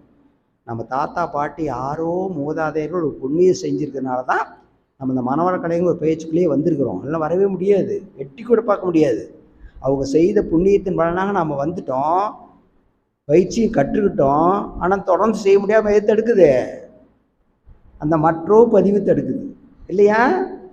காய்கல்பத்தை ஒரு நாளைக்கு 10 முறை செய்யணும். 10 முறையும் வயிறு என்னவா இருக்கணும்? அப்போ காலியாக இருக்கணும்னா எப்படி உணவாக இருக்கணும்? மகரிஷி தான் கிளாஸாக எடுக்கிறாரு. நீ காய்கல்பங்கிறது விளையாட்டு இல்லை, ஒரு சித்தர் கலை. வித் அமுத ரசமாய் மாறி மரணமிழா பெருவாழ்வு சித்தி ஆகும். அவர் சொன்ன வார்த்தை கடைசி வார வித்து அமுத ரசமாக மாறி மரணமிழா பெருவாழ்வு சித்தி ஆகுங்கிறாரு. அதனால தான் அவருக்கு 52 வயசில் இறக்க வேண்டியவர். அவர் ஜாதகத்தெல்லாம் கேள்விப்பட்டிருக்கீங்களா? உலகத்தில் எல்லாரும் பார்த்துட்டாங்க. மகரிஷி 52 வயசுலேயே இறந்துட்டான்னு சொன்னாங்க. ஆனால் அவர் எத்தனை வயசு? 95 வயசு வரைக்கும் இருந்து தன்னுடைய கற்ற கலையை எங்கள் மாதிரி பேராசிரியர்களுக்கு முழுசாக சொல்லி கொடுத்துட்டு இனிமேல் மறையாது, இவங்க எல்லாரும் பார்த்துக்கோன்னு சொல்லி அருள்தியல் நம்பி விட்டுட்டு போயிட்டார். ஆனால் அத்தகைய ஒரு பயிற்சியை தன்னுடைய வாழ்க்கையில் முழுதாக அனுபவித்த மகரிஷியை நாம் பார்த்துட்ருக்குறோம். அந்த மகரிஷி கற்றுக் கொடுத்த காயகல்ப பயிற்சியை நமக்குள்ளே இருக்கக்கூடிய இருளை போகிறதுக்கு முழுசாக யூஸ் பண்ண முடியுதா? இதுதான் கேள்வி. இன்றைக்கி இந்த சிந்தனையில் நீங்கள் எடுத்து பாருங்கள், நமக்குள்ளே இருக்கக்கூடிய அந்த ஆற்றலை எடுத்துக்கூடியது. ஏன்னா உங்களுக்கு ஏன் நான் இதை சொல்ல முடியும்னா, எனக்கு அது மாதிரி 42-45 வயசில் அது மாதிரி நரம்பு தளர்ச்சியில் ஒரு கால் ஒரு கையும் செயலிழந்த நிலையில் தான் மகரிஷியை சந்தித்தேன் நான். அப்புறம் அவரை பார்த்து தான் சொன்னார். என்ன சொன்னாங்கன்னு சொல்லும்போது தான் சொன்னேன், நான் ஜீப்பில் அதிகமாக ட்ராவல் பண்ணுறதுனாலே, 2 வீலரில் அதிகமாக ட்ராவல் பண்ணனால L4 L5 2 தேர்ந்து போச்சு முதுகெலும்பில். ஆனால் இனிமேல் அந்த நரம்பை சரி பண்ண முடியாதுன்னு நரம்பியல் நிபுணர்கள் ஈரோட்டில் இருக்கிறவங்க ஒரு 2-3 டாக்டர் சேர்ந்து எனக்கு ட்ரீட்மெண்ட் கொடுத்தாங்க. 5 வருஷம் கொடுத்து ட்ரீட்மெண்ட் கொடுத்தாங்க. 5 வருஷம் என்ன கொடுத்தாங்க? நடந்து தான் போகணும், பஸ்ஸுலேயும் போகக்கூடாது, 2 வீலரும் ஓட்டக்கூடாது, 2 வீலர் விற்று தான் அப்படி தான் ட்ரீட்மெண்ட்டே கொடுத்தாங்க. ஸ்கூட்டர் விற்றதுனால ட்ரீட்மெண்ட்டே கொடுத்தாங்க. அப்படி இருந்து மறுபடியும் எனக்கு சரியாகலை. ஆனால் மகரிஷி பார்த்தவனால சொன்னார், வித் அமுத ரசமாய் மாறும் மரணமிலா பெருவாழ்வு சித்தியாகிற வார்த்தையை சொல்லிட்டு காய்கல்பத்தில் ஓசஸ்ன்னு ஒன்று இருக்குது, அங்கே போடு எல்லா செல்லு வளரும் அப்படின்னாரு. அற்புதமாக சொன்னார் பாருங்க. காய்கல்ப பயிற்சி என்ன செய் முழுசாக ஒன்றே ஒரு கண்டிஷன், ஒவ்வொரு 10 முறை செய்யும்போது வயிறே காலியாக இருக்கணும். அப்போ காலியாக இருக்கணும்னா என்ன ஆகணும்? உணவு ஒழுங்கு ஆகணும். உணவு ஒழுங்காகனா என்ன செய்யணும்னு சொல்லியிருக்காரு? ஆக்னதாவம் பண்ணுன்னு சொல்லியிருக்காரு. ஆக்னதாவம் பண்ணால் உணவு ஒழுங்காகும். மகரிஷி சொன்ன வார்த்தைக்குள்ளே அந்த லிங்குக்குள்ளேயே தான் கொண்டு வர்றாரு. ஆக்னதாவம் பண்ணால் உணவு ஒழுங்காகும். அதற்கு மேலே கொஞ்சம் நம்மளுக்கு தான் நேராக யாரை திட்டினா நம்ம திட்டி பழக்கம் இருக்கு இல்லையா? அடித்தா பழக்கம் இருக்குது இல்லையா? அப்புறம் அதை கொஞ்சம் மாற்றினா என்ன பண்ண முடியும்? சாந்தி தாவம் பண்ணால் அது மாறும். அது நம்ம கையிலேயே எல்லாம் கொடுத்துட்றாரு. அப்போ நீங்கள் அதை செய்துட்டு அது மாதிரி செய்யும்போது அந்த அவர் செய்த முறையில் வரும்போது நம்மளை அறியாமல் நம்மளுடைய உணவு மாறுறது தெரியும். ஏன்னா ஸ்கூட்டரே ஓட்டக்கூடாது நடந்து போன்னு சொல்லும்போது அவங்க என்ன கஷ்டப்படுவான்னு தெரியுமா உங்களுக்கு? நாங்களாம் எவ்வளோ கஷ்டப்பட்டுருக்கோம். குழந்தைக்கு உடம்பு சரியில்லை கூட்டிகிட்டு போகிறோன்னா என்ன பண்ண முடியும்? நம்மளையே வேறுனா ஒரு ஆட்டோ வச்சு தூக்கி தான் போனோம்னா எவ்வளோ கஷ்டத்தை அனுபவிக்கிறோம். அப்போது வெயிலுக்கு இருந்தால் நிழலினுடைய அருமை தெரியும். அதனால் நாங்கள் தரவாக அதுக்குள்ளே வந்தோம். அழகாக 2 மாதத்தில் நாங்கள் மறுபடியும் அதே டாக்டர்கிட்ட போய் ஸ்கூட்டரில் போய் காமிச்சேன். எப்படி உன்னால் ஓட்ட முடியுது அப்படின்னாரு. சாகு வரைக்கும் உன்னால் ஓட்ட முடியாது, நான் சர்டிஃபிகேட் கொடுத்துருந்தேன், நீ எப்படி ஓட்ட முடியுதுன்னு கேட்டார். ஒன்றுமே சொல்ல. அது ஒரு சித்தர் ஒன்று சொன்னாருங்க, அதை செஞ்சுட்டு இருக்கிறேன், சரியாயிடுச்சுன்னு வந்துட்டேன், அவ்வளோதான். அப்போது அத்தகைய ஒரு மாற்றத்தை கொடுக்கக்கூடிய ஒரு பயிற்சியில் நம்ம அதிகமாக கலந்துக்கிட்டோம். ஆனால் மகரிஷி சொன்ன மாதிரி ஆக்னை செய்தால் ஆகாமிய கர்மம் விலகும். அப்படின்னு என்ன அர்த்தம்? நாக்கு, மூக்கு, கண்ணு, காது, தோல் மூலமாக என்ன என்போன்னு நினச்சிட்டு அனுபவிக்கிறோமோ அது விலகும். ஆகாமிய கர்மம்னா இதுக்கு முன்னால் அப்பா, அம்மா, தாத்தா, பாட்டி என்ன பழக்கம் இருந்ததோ அந்த பழம் நமக்குள்ளே செல்லில் பதிவாக இருக்குது. அந்த செல்லு நம்மளை தூண்டி விடுது.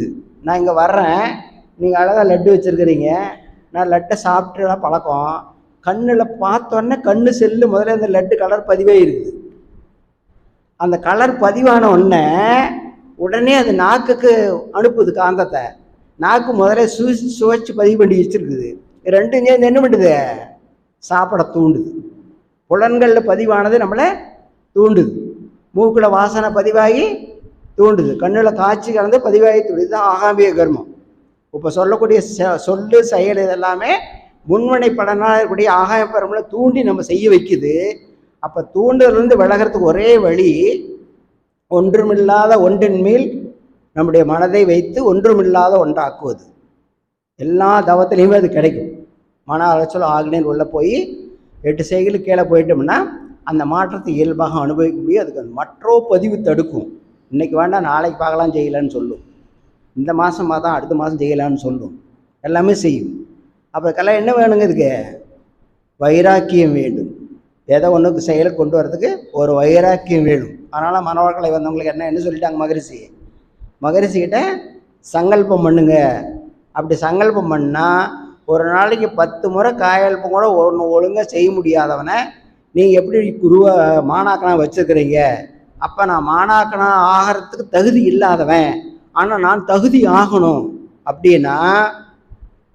அப்படின்னு மகரிஷி கேட்டால் யாரும் உன்னை ஆக்க மாட்டாங்க, உனக்கு நீயே பனிஷ்மெண்ட் கொடுத்துக்கோங்கிறார். வாழ்த்து பயனர் உள்ள போய் பார்த்தீங்கன்னா உனக்கு நீயே பனிஷ்மெண்ட்டு. இன்றைக்கி 10 முறை காயல்பம் செய்யறது நான் எம்டி ஸ்டமக்கை வைக்க முடியாமல் நல்ல விருந்து போய் சாப்பிட்டு வந்துட்டேன். அதனால் இதற்கு பனிஷ்மெண்ட்டாக என்ன? நான் 2 நாளைக்கு எதுவும் சாப்பிடக்கூடாது, பட்டினி. உனக்கு நீயே பட்டினி கொடுத்துக்கினார், உனக்கு நீயே பனிஷ்மெண்ட் கொடுத்துக்கிறாரு. அந்த ஆறாமோ மற்றோ பதிவில் அந்த மற்றோ பதிவு நிறைய டாமினண்ட்டாக இருக்குது. அதனால தான் நம்மளுக்கு நாக்கு, மூக்கு, கண்ணு, காது, தோல் மூலமாக அந்த ஆசைகளை தூண்டி நம்மளை செய்ய வைக்குது. புலன்களுடைய ஆசையை தூண்டி செய்ய வைக்குது. அந்த செய்ய வைக்காமல் தடுக்கிறதுக்கு தான் ஆகன தவத்தில் ஒன்றி போகும்போது தெரியும்.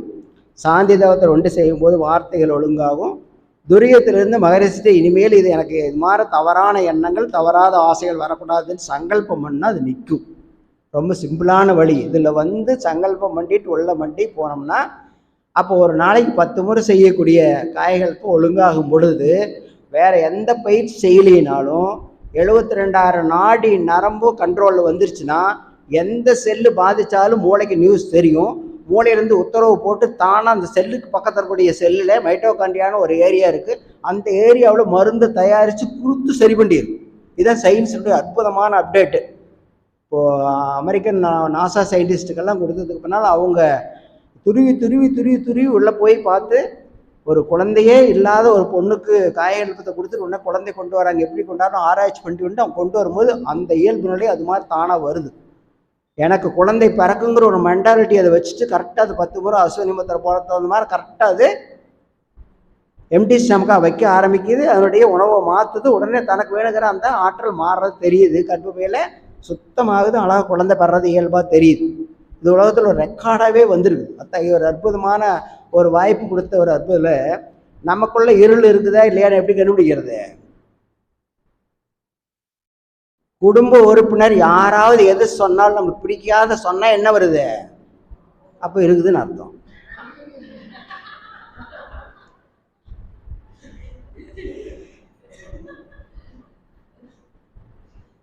தற்சோதனை இல்லாமல் எந்த தவம் செய்தும் பலனில்லை அப்படின்னு மகிழ்ச்சி சொல்லிட்டார். தற்சோதனை செய்யாமல் எந்த தவம் செய்தும் எந்த பலனையும் அடைய முடியாது. தற்சோதனை என்பது ரொம்ப சிம்பிளாக ஒரே ஒன்று தான். கோபம் வராத தன்மை வரும்போது மற்றது அனைத்தும் சித்தியாகும். அந்த கோபம் வராத தன்மை எப்படி வரணும்னா, உணவு ஒழுங்காகி 10 முறை காயெழுப்பத்தை ஒழுங்காக செய்துட்டாங்கன்னா உயிரோற்ற உச்சந்தலையிலேருந்து உள்ளங்கால் வரைக்கும் ஓடுறதுன்னா உங்களுக்கு ஃப்ரஸ்ட்ரேஷனே வரவே வராது. அமைதியாக இருக்கும். எந்த பாதிப்பும் ஏற்படுத்தாது. ஏன்னா நம்முடைய ஆன்மா பிரபஞ்ச ஆன்மாவோடு இணைஞ்சுது. இப்போ இங்கே இருக்கிறவங்க எல்லாருமே உலகம் போகிற நல்லா இருக்குன்னு மனசு நினச்சாங்கன்னா எங்கேயுமே சண்டை நடக்காது. இயல்பு நிலை எதுதான், நம்முடைய நினைக்கும் போதே அந்த ஆற்றல் வெளியே போயிடும். அந்த ஆற்றல் அதிகமாக நல்லா இருக்கணுங்கிற எண்ணம் உள்ள ஆற்றல் அதிகமாக என்ன நடக்காங்க, நல்ல நன்மை தான் நடந்துகிட்டே இருக்கும். நம்ம வீட்டில் ஒரு 4-5 பேர் 5 பேர் இருக்கிறோன்னு வச்சுங்க. யாரோ ஒருத்தர் பயிற்சி எடுத்துக்கிட்டாரு. அந்த பயிற்சி எடுத்து அவங்க வீட்டில் யார் என்ன பண்ணாலும் கோவப்படுறதில்ல. பாவம் அவங்க இது மாதிரி செய்கிறாங்க, அவங்களுக்கு நல்ல குணம் வருதுன்னு நினச்சிட்டே என்னது வச்சுங்க, அது வீட்டுக்குள்ளே மாறுறதே தெரியும். நான்லாம் இந்த பயிற்சிக்கு முதல்ல வரும்போது வீட்டிலேருந்து அலோவ் பண்ணுறாங்களான்னு கேட்டார் கேஜி சாமி. வீட்டில் எங்கேயால போக சொல்லி விடுவாங்களா ஐயா? ஏதாவது காரணம் சொல்லி தான் நாங்கள்லாம் வரணும். காரணம் சொல்லாமல் வர முடியாதுன்னு சொல்லுவோம். இல்லை அவங்களாம் தடுக்க மாட்டாங்க, நீ தானே விரும்பி தானே வர, குரு வழியில் தானே வர. அப்போ தான் நாங்கள் நினச்சோம், அப்போ என்னுடைய ஆசையை நிறைய பண்ண அங்கே வர முயற்சி பண்ணுறேன். அதே மாதிரி என்னுடைய மனைவி நீ கோயிலுக்கு கூப்பிட்டு போனால் பரவாயில்லன்னு நினைக்கிறாங்க. அப்புறம் அவர் ஆசையை நிராகரிச்சுட்டு என்னுடைய ஆசையை நிறைவு பண்ண என்னுடைய ஆசை எப்படி நிறைவாகும்? அது குடும்பத்துக்குள்ள அகத்தாயும். மற்றவங்களுடைய ஆசைகளை நிறைவு பண்ண முயற்சி பண்ணணும். அந்த ஆசை தவறானதாக இருந்தால் அந்த தவறான ஆசையை மாற்றத்துக்கு நீங்கள் வாழ்த்தை யூஸ் பண்ணணும். வாழ்த்தை யூஸ் பண்ணணும், அவங்க கூட போகணும். ஆனால் வாழ்த்தை யூஸ் பண்ணிங்கன்னா அது தானாக மாறும். அவங்களுடைய ஆசைகள் தவறான ஆசைன்னு தெரியுது. அந்த தவறான ஆசையை சரி பண்ணுறதுக்கு நீங்கள் வாழ்த்து யூஸ் பண்ணால் போதும். பையன் தெரியாதனமாக சிகரெட்டு குடிச்சு பழகிட்டான். ஆனால் அவனை பார்த்தா எனக்கு கோவம்ச்சின்னு வச்சுங்க, அதிகமாக சிகரெட் குடிப்பான். 2 நாள் 3 நாள் கோவப்பட்டனா அந்த பையன் மேலே எனக்கு வெறுப்பாக மாறிச்சுன்னு வச்சுங்க, அவன் வாழ்க்கை கூட சிகரெட்டு குடிச்சிட்டே இருப்பான். ஆனால் அது கொடுத்தனா ஒரு தடவை சொல்கிறேன், 2 தடவை சொல்கிறேன், அப்போது டக்குன்னு உடனே இந்த அவத்தில் தெரியுது, நோ அவன் சிகரெட்டு குடிக்காததுக்கு காரணம் அவன் இல்லை.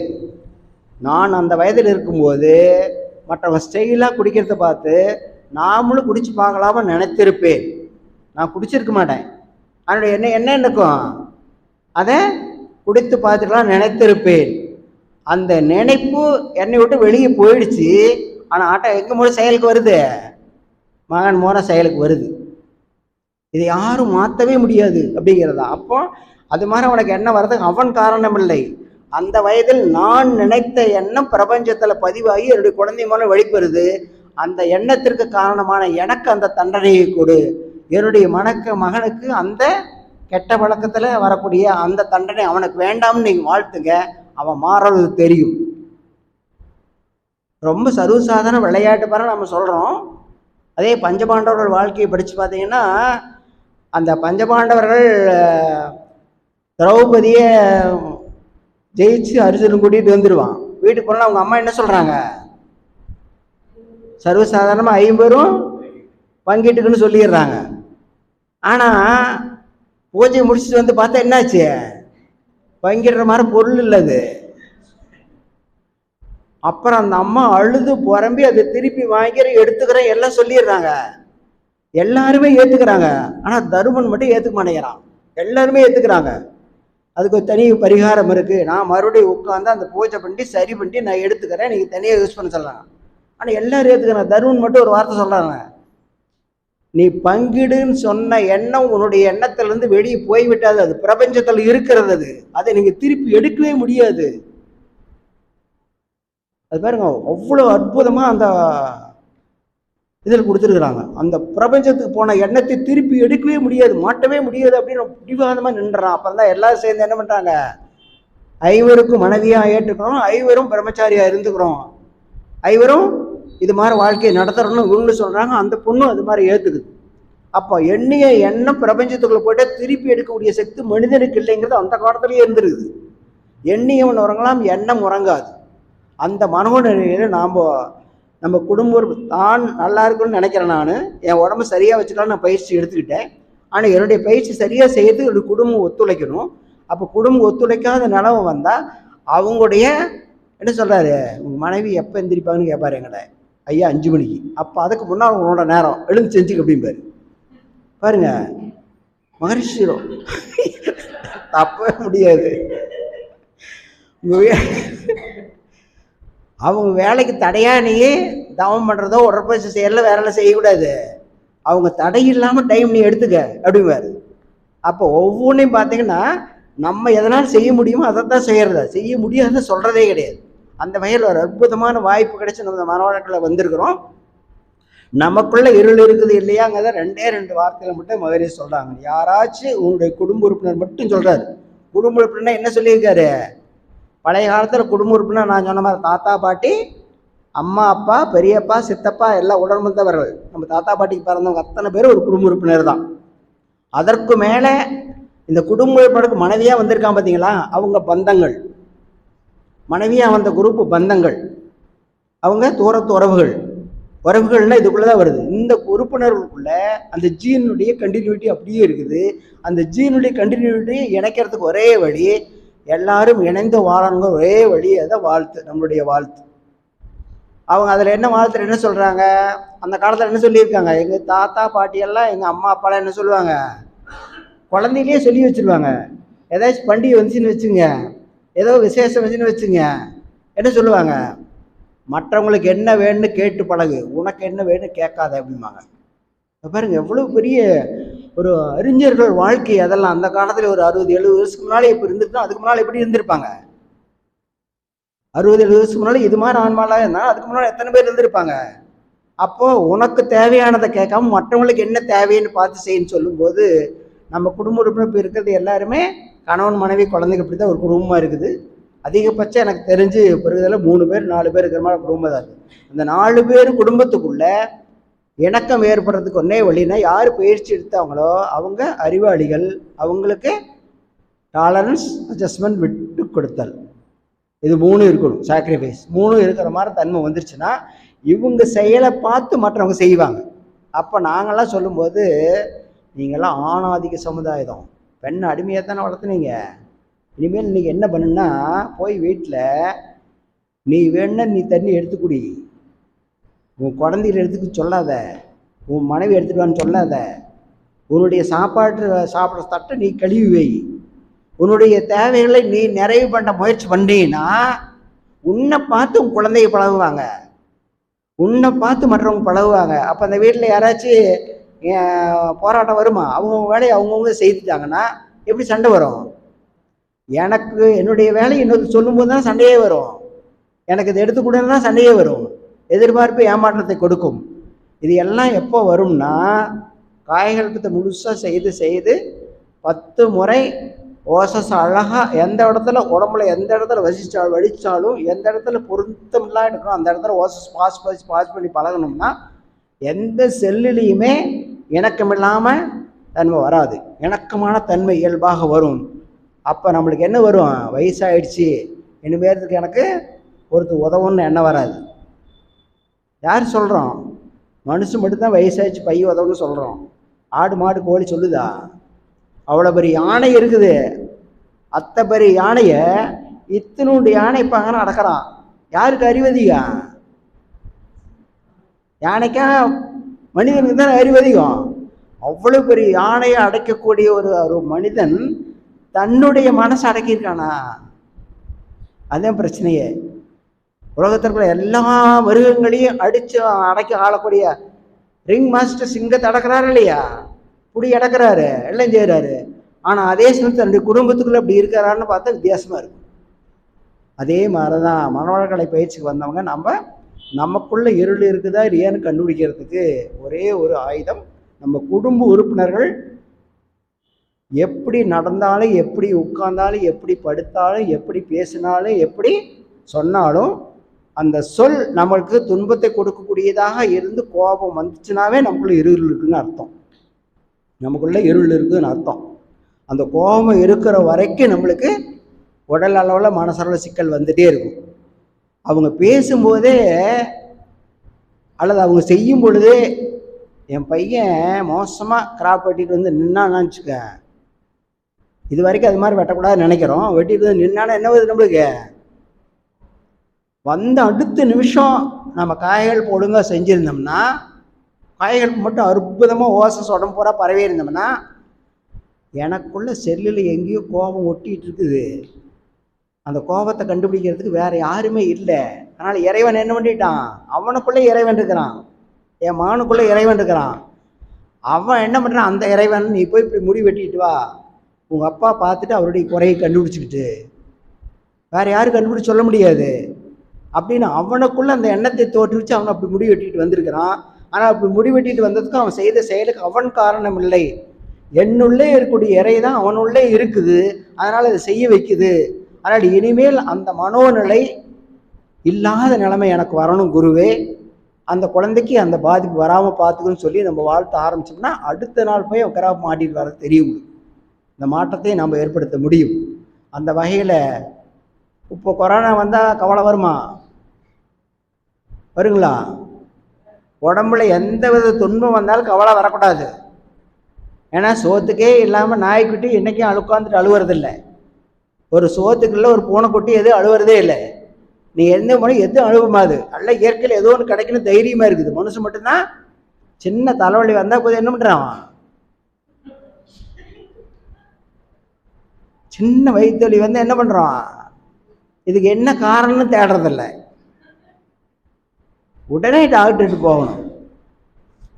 அப்போ அந்த மாதிரி எண்ணம் வராமல் நமக்குள்ளே இது மாதிரி ஒரு சிறு வழி வந்தாவே ஏதோ நம்ம தப்பு பண்ணிருக்கோன்னு அர்த்தம். உடல் அளவில் நம்ம தப்பு பண்ணுறோம். அந்த உடல் அளவில் தப்பு பண்ணுறதுக்கு ரெண்டு தான், ஒன்று உணவு, இன்னொன்று வார்த்தை, ரெண்டு தான்.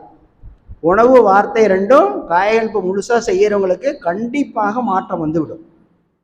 ஆனால் ரொம்ப சிம்பிளாக நம்ம உடற்பயிற்சி 9 செய்ய சொல்லி உங்களுக்கு சொல்ல, நான் தவம் 9 உட்காந்த தினம் செய்யணும்னு சொல்லலை, தினம் 10 நிமிஷம் காய்கள் பற்ற வெறும் வயிற்றில் முழுசாக செய்து பாருங்கள். மகரிஷி என்ன சொல்லியிருக்காங்க? 12 நாள் 10 முறை வெறும் வயிற்றில் சொன்ன முறையில் சரியாக காய்கள் செய்தோம்னா உடலில் எந்த நோய் இருந்தாலும் எடுக்கப்படும், தீரும். அது இயல்பான அவருடைய சித்தருடைய வார்த்தை. அதை நாங்களாம் அனுபவித்து வெளியே வந்திருக்கிறோம். அதனால் உங்களுக்கு அடித்து சொல்ல முடியும், அதிலிருந்து அதை வெளிக்கொண்டு வர முடியும் அப்படின்னு சொல்லியிருக்கிறோம். மகராசனத்தில் செய்ய முடியும்னு சொன்னவருக்கு காய்கல்பத்தை ஒழுங்காக செய்து அந்த மகராசனத்தில் எந்த இடத்துல வலிக்குதோ அந்த இடத்துல ஓசஸ் பாஸ் பண்ணி அடுத்த நாள் செய்யுங்கன்னு சொன்னோம். அழகாக வெளியே வந்துட்டார். நிறைய பேருக்கு அது மாதிரி பிரச்சனை நிறைய இருக்குது. ஆனால் அந்த வகையில் ஒரு அற்புதமான வாய்ப்பு கிடைச்சிருக்குது. நமக்குள்ளேயே இருக்கக்கூடிய இருளை எடுக்கிறதுக்கு யோகாங்கிறது அவங்க மாற ரொம்ப கஷ்டப்பட்டு, விவேகானந்தர் மாற, ராமகிருஷ்ணன் மாற, நம்ம ரமண மகரிஷி மாற கஷ்டப்பட வேண்டாம், வீட்டில் குழந்தை குட்டியோட எல்லாமே இருந்துக்கு எல்லாம் செஞ்சுக்குங்க, ஆனால் ஒரே ஒரு சின்ன பயிற்சி மட்டும் செஞ்சுக்குன்னு சொல்லியிருக்காரு. இந்த சின்ன பயிற்சி கூட கஷ்டமா? இதுக்கு எந்த ட்ரெஸ்ஸும் மாற்ற சொல்ல, எந்த இடத்தையும் மாற்ற சொல்ல, நீங்கள் இருக்கிற இடத்த இருக்கிற உடம்பை முழுசாக யூஸ் பண்ண சொல்லியிருக்கிறாங்க. அப்போ யூஸ் பண்ணும்போது என்ன மாறும்னா எண்ணம் மாறும், எண்ணம் மாறும்போது வாழ்க்கை மாறும், வாழ்க்கை மாறும்போது அற்புதமான நம்ம சுற்றி இருக்கிற அத்தனை பேர் நம்மளை நோக்கி வர ஆரம்பித்து விடுவார்கள். அந்த வகையில் ஒரு அற்புதமான வாய்ப்பு கிடைச்சிருக்கிறது. அதை நம்ம செய்து பலனை பெறுவோம். அதற்கு இறையர்களும் குருவர்களும் துணை பெறட்டும் என வாழ்த்தை நிறைவு செய்கிறேன். வாழ்க வளமுடன், வாழ்க வளமுடன், வாழ்க வளமுடன். வையகம் வாழ்க, வையகம் வாழ்க வளமுடன். குருவே துணை, குரு வாழ்க. சிந்தனையை உடல் நலத்தை சீரமைத்து வைத்த குருவே வாழி. சான்றோர் ஒரு மக்களே, நான் ஆரம்பத்தில் சொன்னது போல இந்த 1 மணி நேரமும் அநேகமாக இது அருள்நிதியர் திருநோக்கு பயிற்சி மாதிரி தான் ஐயா பேசினார். அருள்நிதியர் மட்டும் இல்லாமல் எல்லோருக்குமே பர்சனாலிட்டி டெவலப்மெண்ட் கோர்ஸ் தான். அந்த அளவுக்கு நம்மை நாம் பக்குவப்படுத்தி கொள்ள வேண்டும். அதுவே நாம் வேதாத்திரிக்கு செய்யக்கூடிய நன்றி கடன். எனவே இப்பொழுது பேராசிரியர் வாழ்த்தி உங்களை வாழ்த்தி கூட்டத்தை நிறைவு செய்வோம். பேராசிரியர் வி.எம். வெங்கடாச்சலம் ஐயா அவர்கள் வாழ்க வளமுடன், அவரது அன்பு குடும்பம் வாழ்க வளமுடன், அவர்களது அருள் தொண்டு வாழ்க வளமுடன், அவர்களது பொருளாதார மேம்பாடு வாழ்க வளமுடன், வாழ்க வளமுடன். இன்று மாலை கூட்டுத்தவத்தில் கலந்து கொண்ட அன்பர்கள் அனைவரும் வாழ்க வளமுடன். அவர்களது அன்பு குடும்பம் வாழ்க வளமுடன். அவர்களது அருள் தொண்டு வாழ்க வளமுடன். அவர்களது பொருளாதார மேம்பாடு வாழ்க வளமுடன். வாழ்க வளமுடன். உலகமெல்லாம் பருவமழை ஒத்தபடி பெய்யட்டும். உழவரெல்லாம் தானியத்தை உவப்புடனே பெருக்கட்டும். பல தொழில்கள் புரிகின்ற பாட்டாளி உயரட்டும். பகுத்துணர்வில் தொகுத்துணர்வு பண்பாட்டை உயர்த்தட்டும். கலகங்கள் போட்டி பகை கடந்தாட்சி நடக்கட்டும். கல்லாமை கடன் வறுமை கலங்கங்கள் மறையட்டும். நலவாழ்வை அளிக்கும் ஞான ஒளி வீசட்டும். நம் கடமை அறவாழ்வின் நாட்டத்தே சிறக்கட்டும். நம் கடமை அறவாழ்வின் நாட்டத்தே சிறக்கட்டும். நம் கடமை அறவாழ்வின் நாட்டத்தே சிறக்கட்டும். வாழ்க வையகம், வாழ்க வையகம், வாழ்க வளமுடன்.